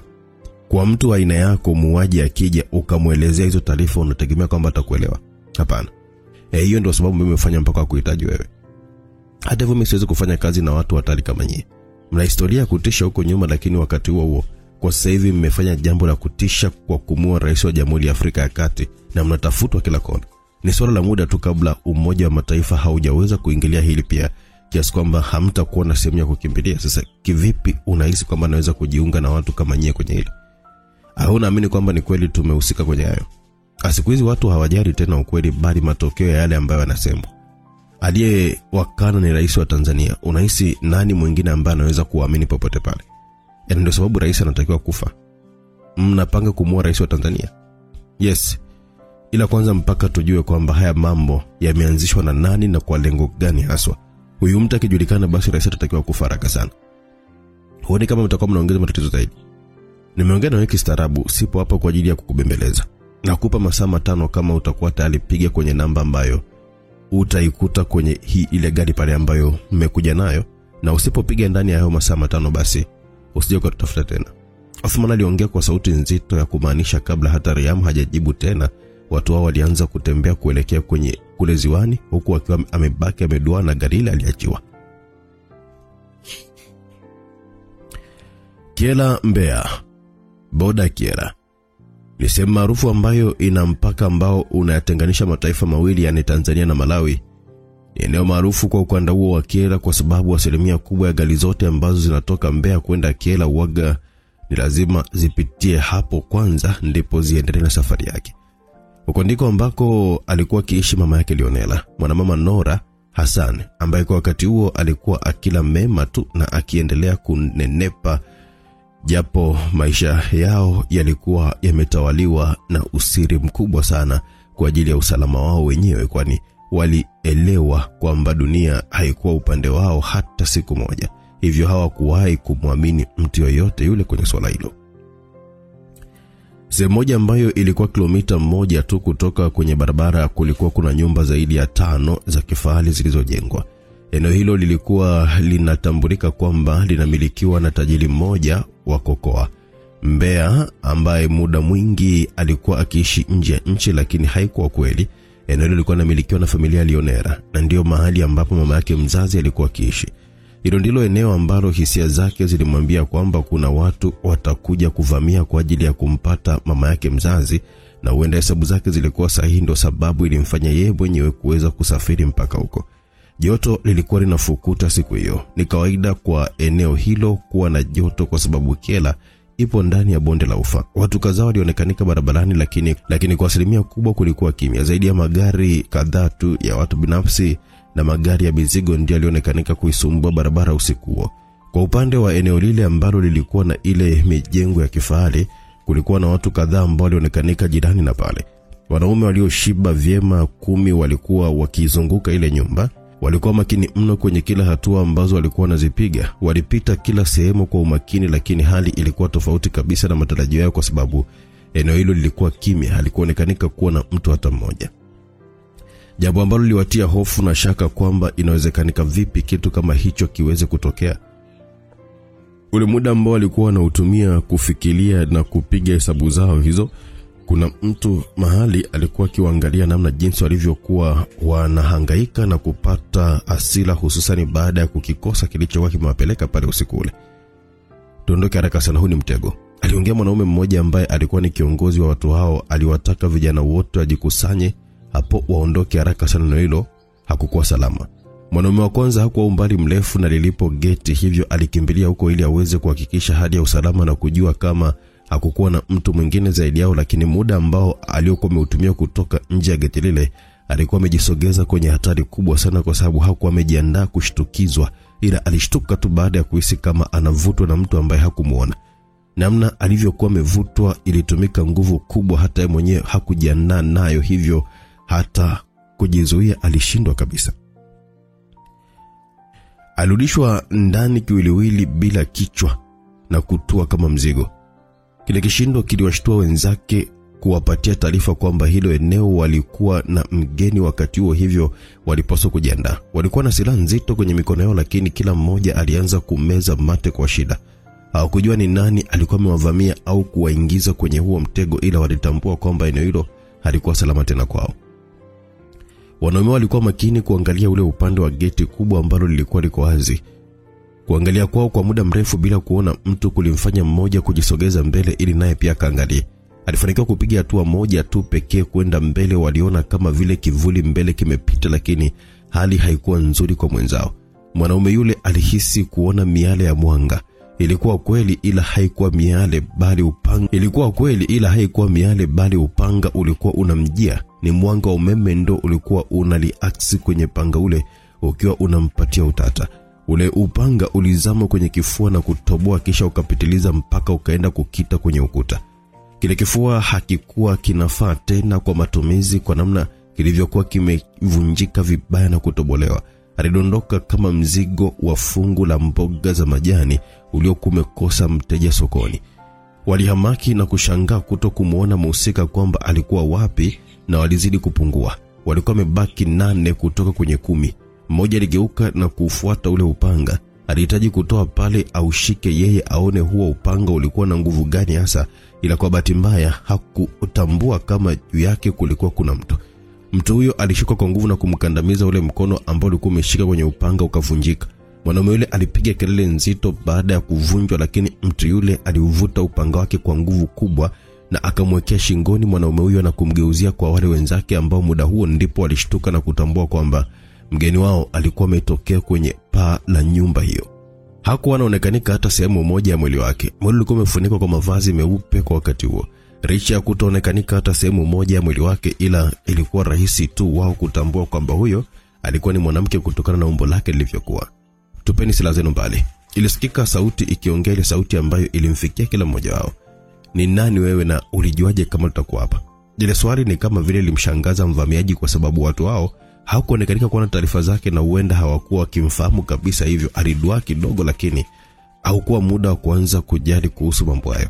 Aliuzamisha upanga kidogo kwenye shingo ya mwenzao ili kutuma ujumbe kwamba alikuwa anamaanisha maneno yake. Kama wangepuuza hilo, ingeonekanika kwamba walikuwa wanataka kumsaliti mwenzao, hivyo walitii amri na kutupa silaha zao mbali, ambapo mvamiaji aliendelea kuwasogelea mpaka alipokuwa amewakaribia, ndipo alimchinja yule mmoja ambaye alikuwa amemshikilia kwenye mkono wake. Leonela alikuwa kitazamana na wanaume 7. Hao alihitaji kuwatumia kama mfano, lakini walitakiwa kutoa taarifa kwamba ni nani aliwatuma hilo eneo kuweza kumteka mama yake. Kumpata mtu huyo ingelikuwa imemsaidia pia kumjua muuaji wa Runa na mtu ambaye alikuwa anaenda kuhatarisha usalama wa familia yake kwa ujumla. Wale mabwana hawakuwa na muda wa kutosha wa kuanza kuzifuata zile silaha za moto, hivyo mikono na silaha za visu ndizo zilipaswa kuwa ni msingi kwa sehemu hiyo. Mmoja alikuwa karibu zaidi, alijitoa mithili ya mtu ambaye alikuwa na usubiri huo wakati kwa hamu kubwa sana kumfuata mwanamke yule. Alitembea kwa hatua kama 5, kisha aligeuka kwa sarakasi ili amfikie Leonela kwa teke maridadi kabisa, ila hesabu zake zilipotezwa. Leonela aligeuka na kuzunguka akiwa anaiumbia pembeni, ambapo wakati anapishana kijana yule alimkwepa na kudaka mguu mmoja. Alizamisha upanga sehemu za siri na kuutoa. Aliuzamisha tumboni na kuutoa, kisha akauzamisha kwenye kifua na kuutoa. Akamsukumia pembeni bwana huyo akiwa anahaha hata kuheba hawezi. Alikuwa anahangaika ardhini mwenyewe. Watatu walikuwa karibu zaidi, walimfuata kwa pamoja wakiwa na visu ambavyo walivitoa kwenye viuno vyao. Wanaume hao wote walikuwa wanaenda kwa nguvu na kwa zigizaga. Ile mizunguko yao ilimfanya mmoja kumwotea Leonela buti kwenye mbavu zake, ila wakati mwanaume huyo anahitaji kurudisha mguu wake nyuma, mguu ulikuwa mwepesi zaidi. Ulitenganishwa, akakabwa kwenye koromeo ambalo lilinyofolewa kwa mkono. Aliona wale wawili wakimsogelea kwa kasi zaidi, aligeuka kama anakimbia, kisha akajirusha kwa sarakasi ya nyuma kwa spidi kali ambayo iliwashtua wale watu na kutua nyuma ya mgongo wa mmoja, ambapo aliuzamisha ule upanga ukajitokezea mpaka mbele na kwenda kukita kwenye mgongo wa mwenzake. Aliugandamiza upanga ambao ulizama kwa wanaume wawili kiasi kwamba ukawa unavunja migongo yao mpaka alipokuwa ameamua kuutoa na kugeuka. Wakati anageuka ni muda ambao alimuona mwanaume mmoja akiwa anarukia sira yake kule ambako walikuwa wamezirushia. Hakufanikiwa zoezi lake kwa sababu wakati akiwa anagusa tu ile silaha ndio wakati ambao mwanamke yule alivuta upanga wake kwa nyuma na kuurusha. Ulikata eneo la bega lote ambalo lilishuka na mkono. Hali hiyo ilikuwa inatisha mno. Wawili walisimama wakiwa wanaangalia jambo lile na kumeza mate kwa shida, wakati mwenzao akiwa anahangaika pale sakafuni kutoa kilio kama mtoto mdogo. Walikuwa ni wengi mara ya kwanza, ila ndani ya muda mfupi walikuwa wanahesabika kwa ambao walikuwa wamebaki mahali pale. Hawakuwa na namna zaidi ya kuipanga mikono yao ili kuweza kushindana na mwanamke huyo, japo kila mtu alijua kabisa ile ni jambo ambalo lilishindikanika mpaka muda ule. Sarakasi mbili za juu zilimsogeza mwanaume mmoja karibu. Alijifiatua na mguu wake mmoja akatua kwenye kifua cha Leonela na kufanikiwa kuingiza mguu wake pale. Ulikuwa ni mguu mzito ambao hata sura yake ilionyesha kabisa kwamba ulimfikia. Mwanaume yule alifanikisha hilo, ila naye hakufanikiwa kuutoa salama kwa sababu mlembo huyo alijigeuza kwa mtama mkali ambao ulizoa ule mguu mmoja wa yule mwanaume, kisha akashindiliwa miguu miwili kabla hajatua ardhini, na wakati anafika pale alikutanishwa na mguu wa shingo ambayo ilizungushwa Ilisikika tu sauti ya kakaka. Habari yake ilikuwa imeisha. Ni mmoja tu ambaye alikuwa amesimama bado akiwa anatetemeka. Bwana yule alikuwa anajiuliza kama aende au akimbie. Lakini kukimbia pale alijua yatakuwa ni matatizo makubwa zaidi, kwani kuna watu wengine ambao wangeweza kumtafuta yeye na kumuua. Ilikuwa lazima apambane. Tayari alikuwa na hofu kubwa, hivyo hata namna yake ya kuweza kushambulia pale haikuwa rafiki kabisa. Alienda kama anataka kubeba nyanya sokoni, hivyo stepu zake aliziharibu mwenyewe. Akakutana na mwanadada huyo ana kwa ana. Ile hofu ilimfanya kutoa kisu na kujikita mwenyewe shingoni. Hakutaka kuuawa na mwanadada huyo. Njia rahisi ilikuwa ni kuweza kuyabeba maisha yake mwenyewe. Yule ambaye alikuwa ametolewa upande wa bega na mkono wake alikuwa akilia kama mtoto. Damu ilikuwa inamtoka kwa wingi sana, na ndiye pekee ambaye alikuwa amebaki hai kwa sababu wengine wote walikuwa wamekufa mpaka muda huo. Leonela alifungua kitambaa usoni na sura yake nzuri ikawa inaonekana akiwa anaufuata upanga na kwenda karibu na yule bwana. Mwanaume yule alitamani hata kuzimia baada ya kumuona yule mwanamke. Hakuonekana kama alikuwa amejiandaa kukutana naye kwenye yale mazingira. Ni wewe? Aliuliza kwa hofu ambayo ilikuwa inaogopa kifo ndani yake. Aliwapatia kazi ya kukuambia aina ya kazi ambayo mlikuwa mnakuja kuifanya? Hapana, alituambia tu kwamba kuna mama tunatakiwa kuja kumbeba hapa. Kisha mumpeleke wapi? Alisema tu kwamba tukishamaliza kazi wao wangekuja kumbeba, ila hakutuambia ni wapi. Unamjua mtu ambaye aliwapa hii kazi? Naomba unipe nafasi nyingine ya maisha mama yangu. Naahidi nitakuwa mtu bora hapa duniani na sitakuja kufanya kazi ya namna hii. Tafadhali naumia, unaniua. Alikuwa analia kama mtoto baada ya kukatishwa na mkono mwingine ukapunguzwa kwenye mwili wake. Alikuwa anapitia mateso makali ambayo hakujua hatima yake ingelikuwaje, kwa sababu alionekanika anaongea mno wakati ambao watu walikuwa wanazitaji taarifa za muhimu. Hapana, simjui. Utafanyaje kazi na mtu ambaye humjui? Kwa sababu sisi waga tunakodiwa kufanya kazi maalum. Kwa hiyo nyewe wote humu mlikuwa ni wa kukodiwa tu? Ndio. Ni nani aliyowapatia hii kazi? Mwenye kazi hatumjui, ila ambaye alitutafuta sisi yupo kwenye hoteli ambayo tulifikia huko. Mlikuwa mpo kwenye hoteli moja? Ndio, tulikodi hoteli nzima. Kwa hiyo mpaka sasa hivi yuko hotelini. Inaitwaje na ipo wapi? Baada ya kuitaja, mwanaume huyo alipunguzwa kichwa chake, kile kiwiliwili kikabaki kinacheza mpaka baadaye kikaja kutulia. Nusu baadaye Leonela alikuwa anaingia ndani ya eneo hilo ambalo lilikuwa na hoteli aliyokuwa ameelekezwa kwamba angeweza kuwapatia watu wale. Eneo lilikuwa kimya, mwanga tu ndio ambao ulikuwa unaonekanika kuwa mkali kwenye hilo eneo, lakini hapa kwa dalili za mtu hata mmoja. Alipoingia ndani kabisa alikutana na damu ambayo ilikuwa inaelekea ndani zaidi kwenye chumba kimoja. Alifuata damu hiyo mpaka ilipokuwa imekomea mlangoni. Akausukuma huo mlango na ndani yake alikutana na mwili ambao haukuwa na uhai, na ilionekanika ni muda mfupi tu ulikuwa umepita tangu mwili huo uweze kuwa kwenye hiyo hali. Huyo ambaye alikuwa anatakiwa kumpatia majibu alikuwa ameuliwa, hivyo safari yake ya Kiela ikawa imefanikisha jambo moja tu, kuweza kutuma ujumbe kwa watu hao, lakini kuhusu kumjua mhusika au wahusika wake bado kazi ilikuwa mbichi kabisa. Upande mwingine wa simulizi. Ushenzi ni mtaji mkubwa sana wa wanasiasa. Wanasiasa wanahitaji watu ambao ni washenzi, wajinga na wapuuzi, kwa sababu hawa huaga hawanaga muda wa mambo ya muhimu. Wao wanajali kusikia yale ambayo yatawafurahisha tu masikio yao basi. Dunia inakimbia kwa kasi sana. Watu wanazidi kuongezeka na kuwa wengi, hadi ambayo inafanya kuwa na ugumu kiasi kwenye kuongoza watu, na ndio maana wanasiasa wanajaribu kutengeneza kizazi cha wapuuzi wengi, kwa kuwa wapuuzi ni rahisi sana kuwatawala. Wapuuzi hawatohoji kuhusu uwepo wa maisha bora, hawatohoji kuhusu elimu ya kizazi cha baadaye. Wapuuzi hawana muda wa kuwaza kuhusu huduma bora za kijamii. Wakati mataifa makubwa duniani yakiwa yanapambana kuhakikisha kwamba yanaongeza miaka ya kuishi kwa raia wao, mataifa yetu mpaka leo bado tunapigana danadana kwenye elimu na umeme, ukiacha miradi mikubwa kama barabara mpaka unabaki unashangaa. Mataifa yetu yana kila kitu. Yanakusanya kodi nyingi mno kwa mwaka ambazo zilikuwa zinaweza kuandaa kila kitu kikawa sawa, lakini nani ambaye anaenda kufanya hayo yote? Hayupo, kwa sababu hawa washenzi wanawekana wenyewe kwa wenyewe, wanapeana ajira wao kwa wao, na mwisho wanaingia huku kuanza kujilimbikizia mali kwa ajili ya familia zao. Wengi wao ni vilaza, akili hamna, ni kwa sababu tu kwamba fulani anamjua fulani, basi ndizo sababu zinazowafanya wanakuwa kwenye nafasi kubwa. Leo hii unakutana na waziri, ukimsikiliza unaona ni bora umweke hata mtoto wa darasa la 7, huenda akaongea mambo ya maana, lakini unashindwa kumlaumu kwa sababu kosa sio lake. Yule yeye anatafuta maisha na pesa, ila shida kubwa ipo kwa aliyemweka pale. Unaanza kujiuliza, huyu ndiye ambaye anaongoza mamilioni ya watu kweli? Tupo kwenye taifa la kitapeli. Kiongozi anaiba mabilioni ya fedha, badala afukuzwe kazi na kushikiliwa mali zake, anahamishwa kitengo kingine.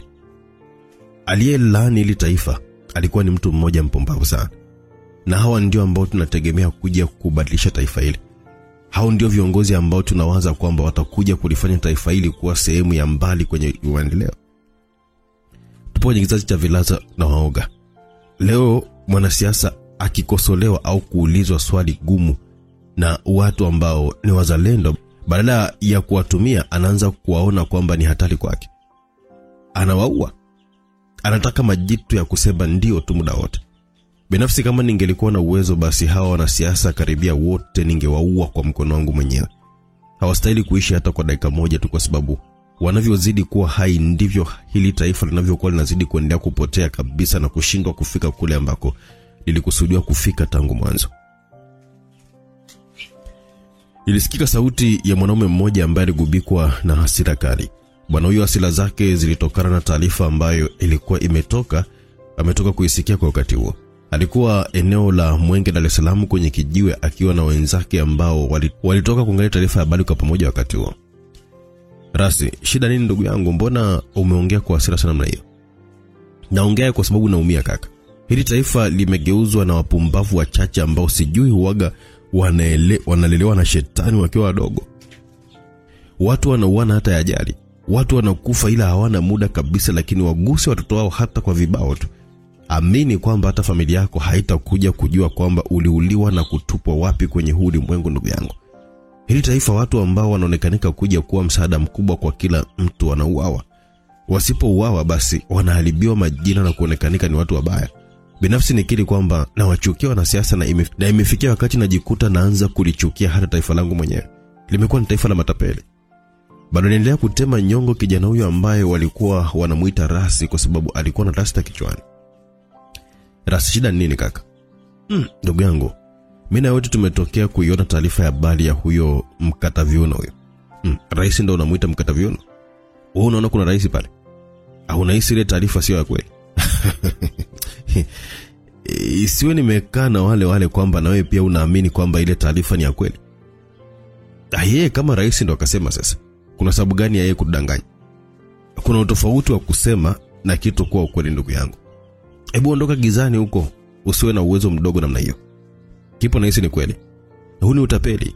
Haiwezekani watu ambao wewe mwenyewe uliingia na makubaliano ya maandishi kabisa leo unakuja hadharani na kudai kwamba eti ni wauaji, mara wamemuua rais wa taifa fulani. Na ukizingatia watu hao hawajawahi kabisa hata siku moja kuua mtu ambaye hana hatia. Huaga wanatafuta wale wahusika ambao wameleta madhara kwenye familia yao. Natamani wamuue na huyu mpumbavu. Unafika mbali ndugu yangu. Kwa nini unatetea hiyo familia? Kwa sababu naielewa siasa.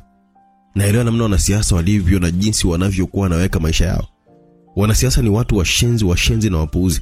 Hili taifa lingekuwa mbali kwa sasa hivi, lakini siku zote wameamua kupotezea mambo ya muhimu na kuamua kuisakama hii familia ambayo huaga haina muda na mtu yeyote yule. Binafsi kama ningefanikiwa kukutana na hawa watu, basi ningeomba niweze kujiunga nao wanipe mafunzo. Niamini mimi, hawa washenzi ambao wamejazana bungeni na mitandaoni kunanga vijana huku wakikuza tu vitambi vyao na kuwaza ngono, ikiwa hakuna la maana ambalo nalifanya. Yaani hakuna rangi ambayo angeacha kuiona kwenye ulimwengu ndugu yangu. Kaka, unaonekanika kwamba unajua mambo mengi mno kulihusu taifa. Ni kweli. Hapo zamani niliwahi kuwa mtu ambaye naipenda mno siasa. Nilikuwa naifuatilia siasa kama ratiba ya kura, lakini baadaye nilipoteza hamu ya kuifuatilia, hususan baada ya kugundua kwamba ule ushenzi ambao upo ndani yake. Kuna mambo ya kutisha. Ubinadamu umetoweka kabisa na ni watu kadhaa tu ambao huaga wapo pembeni kwa ajili ya kuweza kuzisukuma hizi kete na kuhadaa umma. Watu wengi ni wajinga ile taifa. 90% ni wajinga na wapumbavu na 10% pekee ndio watu ambao wanajielewa. Sasa hawa wanadili na 90%. Uwepo wa watu wengi wajinga umefanya kazi yao kuwa rahisi zaidi, kwa sababu ikitokea kuna jambo la maana ambalo linaanza kujadiliwa kwa wakati huo, na wale watu welevu wakianza kuuliza maswali magumu, basi watatafuta kiki yoyote ile na kuibua. Kwa sababu wajinga ni wengi, watasahau yale yote ya maana na kuanza kuhangaika na hizo kiki za mjini ambazo hazina umuhimu wowote ule kwenye maendeleo ya taifa hili, na kuasisi vijana ambao kila siku tupo mtaani kuhakikisha tunazitumia nguvu zetu vyema. Bado mpaka hapo unataka mimi nikae hapa kwa kundi la vijana wapumbavu ambao kwa shilingi 100,000 tu au milioni nauza utu wangu na kuanza kupita mtaani na mitandaoni kama kichaa kusifiwa na siasa, huku nikiwasaliti wasakatonge wenzangu ambao wanaishi maisha magumu na ya shida na kupuuzwa? Sijafikia hatua ya ufukara wa akili namna hiyo, ndugu yangu. Bado alikuwa anaonekana kama vile alikuwa anaongea kwa hasira, lakini uhalisia ni kwamba alikuwa anazungumzia uhalisia wa hali ya mtaa na namna jinsi watu wengi walivyokuwa kiumizwa na mifumo mibovu ambayo ilikuwa kwa viongozi, lakini hakuna ambaye alikuwa anajali kuhusu hilo zaidi ya kila mtu kupambana na hali yake. Kwa hiyo unashauri jambo gani liweze kufanyika? Mimi sina la kushauri, ila naona hii hali inaenda kuzalisha maafa mengine mabaya sana kama zama za hapo nyuma. Ngoja nikapumzike kaka. Kesho natakiwa kuwahi mapema sana kibaruani kuendelea kuwatumikia hawa washenzi ambao wanakula kodi zetu kila siku. Kijana huyo alinyanyuka na kuondoka eneo hilo akiwa ametema nyongo, hasa kwa wenzake ambao nao wanaonekana walikuwa na mengi ya kuzungumza, lakini kila mtu alikuwa muoga. Walikuwa wanahofia maisha yao kwa ujumla. Hiyo ilikuwa ni hali ambayo iliendelea mtaani. Ni maisha ambayo yanatokea mtaani kweli, na watu wanakuwa na maoni tofauti juu ya mwenendo wa taifa lao, ila wengine wanakuwa hawana la kufanya kwa sababu kila kitu wanapangiwa na wanasiasa. Hiyo ni baada ya kuisikia ile hotuba ya rais wa Tanzania ambaye alijitokeza hadharani na kuweza kuzungumzia habari za familia Lionela kufukuzwa pamoja na kuhusika na mauaji ya rais wa Jamhuri ya Afrika ya Kati. Taarifa hiyo ilimkuta Kai Aiden akiwa ofisini kwake. Alikuwa hapo akiwa anamsubiri kijana wake Timothy Oganze, ambaye jana yake alikuwa anampatia kazi ya kwenda kumfuatilia binti ambaye alidaiwa kuwa rafiki wa Irene, yule ambaye alisababisha mauaji ndani ya Manzese katika danguro la uwanja wa afisi. Timotheo aliingia na kukutana na hotuba hiyo ya mheshimiwa ikiendelea. Wote walibaki wamesimama na kudua tu kuona jambo kama hilo linafanyika.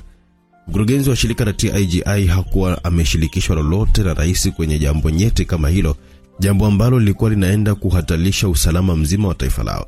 Walibaki wamedua wakiwa wanaangalia kiongozi wao huyo alivyokuwa anadhihirisha kwamba yeye ni moja kati ya wale watu wajinga zaidi ambao wamewahi kuishi kwenye zama kama hizi na wakati kama huo ndani ya taifa nzima. Mpaka taarifa hiyo inaisha, kila mtu alikuwa amechoka. Ni kweli mkurugenzi alikuwa na wahitaji mno hao watu, lakini sio kwa njia ambayo ilitumika. Hiyo njia ambayo ilitumika ilikuwa inaenda kuwa na madhara makubwa na mabaya. Kwanza alibaki akiwa anashangaa tu kwa sababu alienda kumuomba mheshimiwa amsaidie hiyo kazi, lakini aligoma, na baadaye akakutana na jambo hilo tena bila kuwa na dodoso yote ile. Bosi, ulikuwa unajua kuhusu hili? Au huyo mpuuzi hajanishirikisha lote ile kuhusu ya mambo? Rais wa nchi anafanyaje jambo kama hili bila wewe kuwa na taarifa? Sidhani kama ile taifa tulistahili kuwa na kilaza kama huyu kwenye nafasi kama hiyo. Alidai anataka kustaafu kwa amani. Ni nini sasa ambacho amekifanya huyu mjinga? Mkurugenzi alifoka akiwa anabamiza mkono kwenye meza yake na kulegeza tai yake. Joto lilianza kumsumbua ndani ya eneo ambalo lilikuwa limetawaliwa na kiyoyozi. Hii ina maana kwamba rais anajua ambaye anahusika na mauaji ya rais wa Jamhuri ya Afrika ya Kati. Kivipi Timothy? Asingewasingizia hawa watu bila kumjua mhusika. Unamaanisha kwamba anataka kuwalinda wahusika, si ndio? Kwa taarifa yake ndivyo inavyoonekana. Kuna sababu zipi mpaka yeye awalinde wahusika wa hili swala? Vipi kama yeye mwenyewe ni mhusika? Hata kama ni mpumbavu kiasi gani, ila hizo ni tuhuma mbaya sana kwa kiongozi kama yeye. Hazitakiwi hata kutoka kwenye mdomo wako kwa mara nyingine tena. Nadhani hili jambo kwa sasa hivi hatutakiwi kuanza kuwaza tena kwamba ni nani yupo nyuma, bali tunatakiwa kukubaliana na ukweli uliopo, kwa sababu vinginevyo kama taifa tunaenda kupoteza kila kitu. Ulikuwa unataka kusemaje? Wewe unaweza kumfikia rais muda wote ule ambao unahitaji, hivyo una taarifa nyingi kumhusu.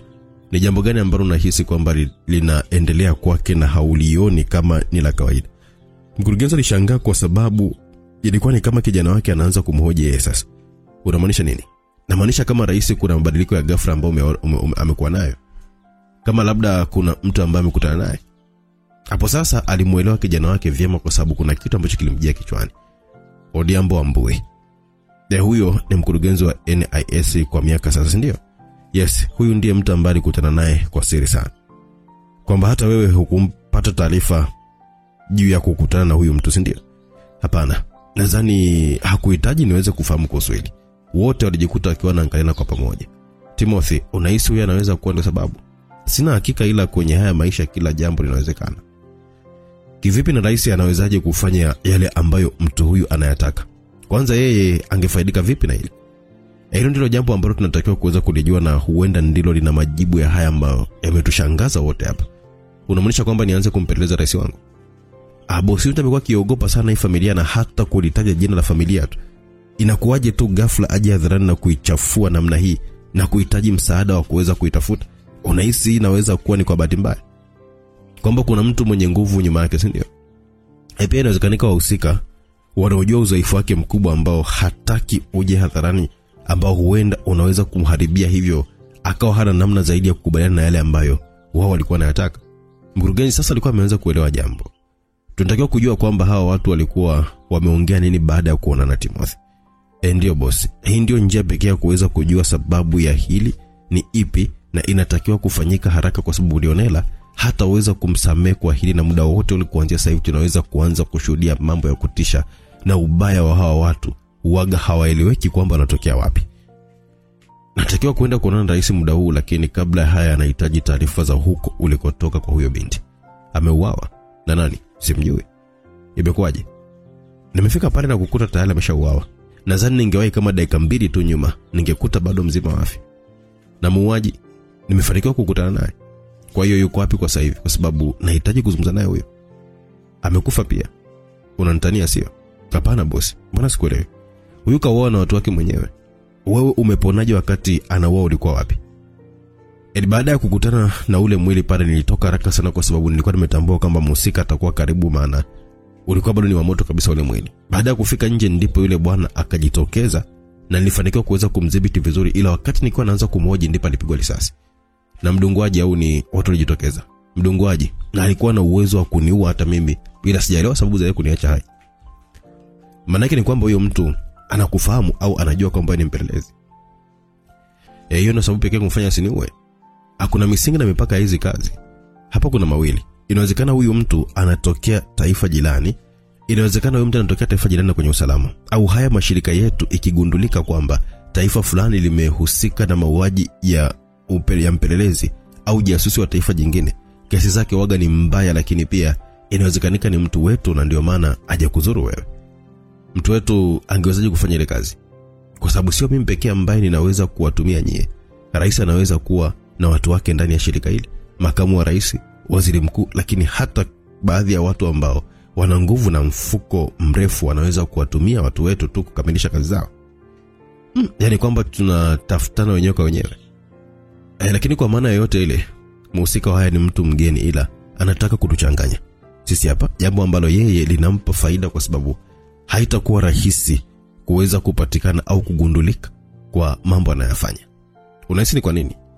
Mpangilio wa matukio ndio ambao unafanya niwe na hizo hisia.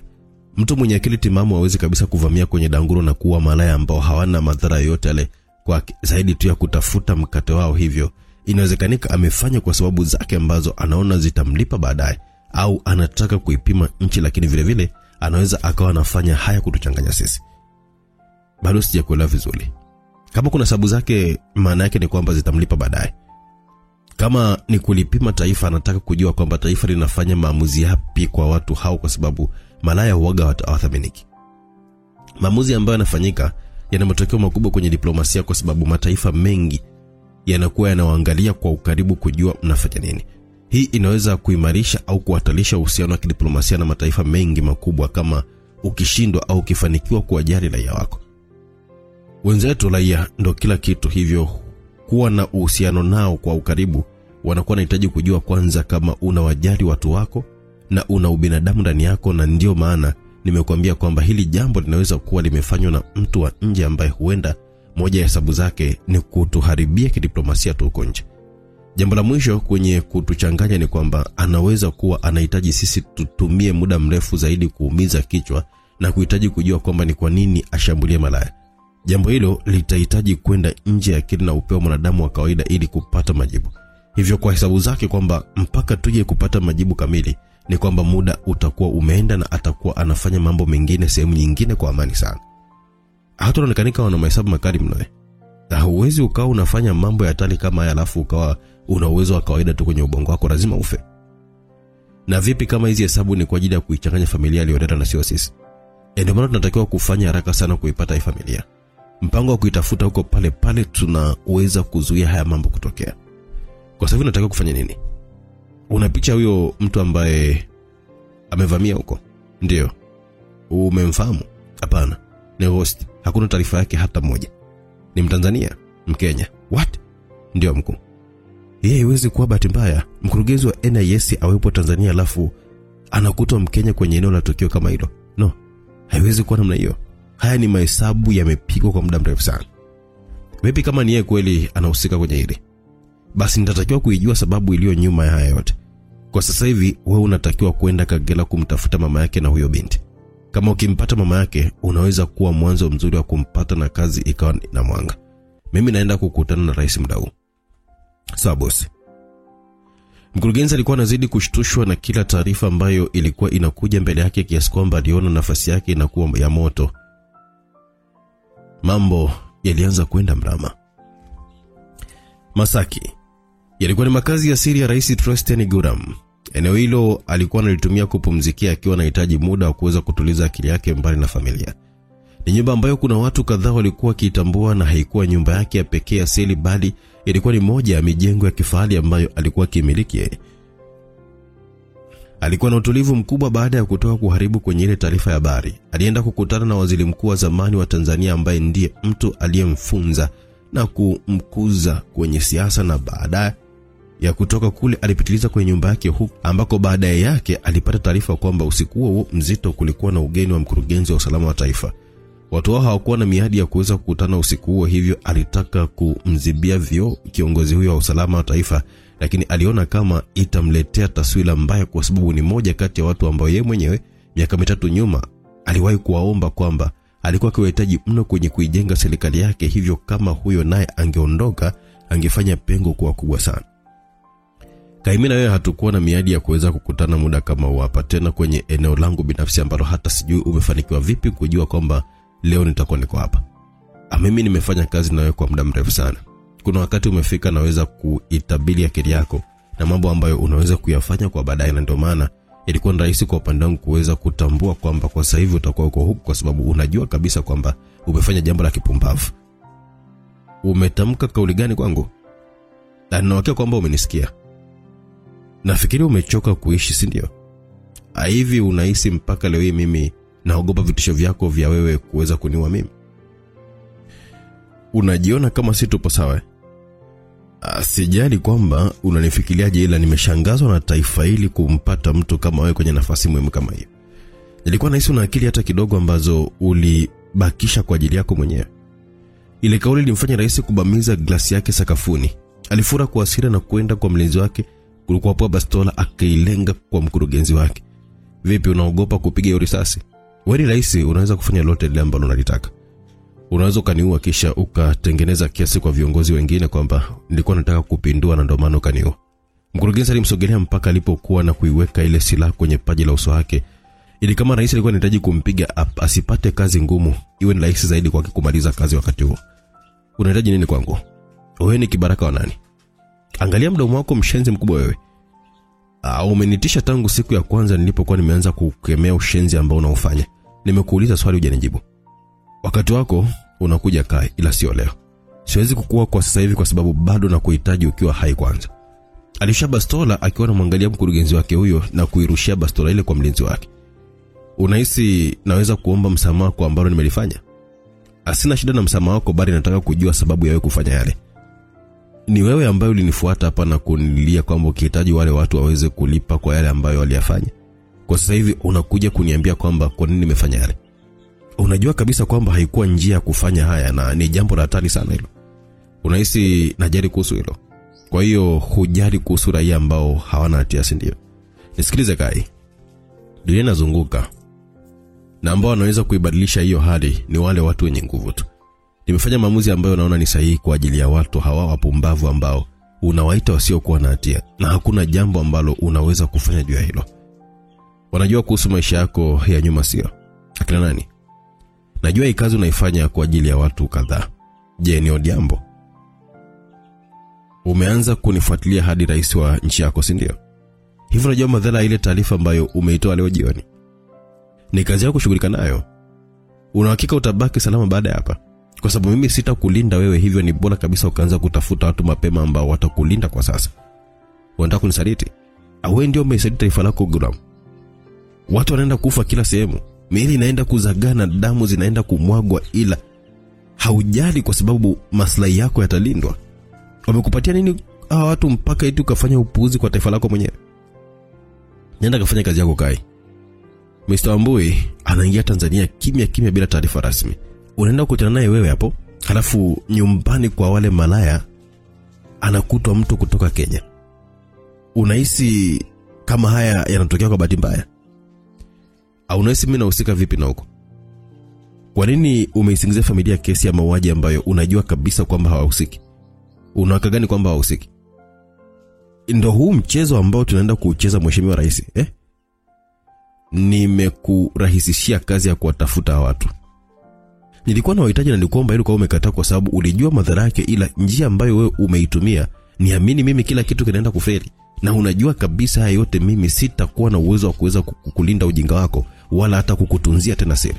Ni vyema kama ukianza kuandaa mambo yako mapema kabisa, kwa sababu kwa sasa hivi sitakuwepo kwa ajili yako, na kama sio vijana wangu nilitakiwa kujiuzuru kwenye hii nafasi ili niwe na watu ambao wanaweza kuwa na uchungu na taifa lao. Sihitaji kukuona nyumbani kwangu. Kweli naondoka.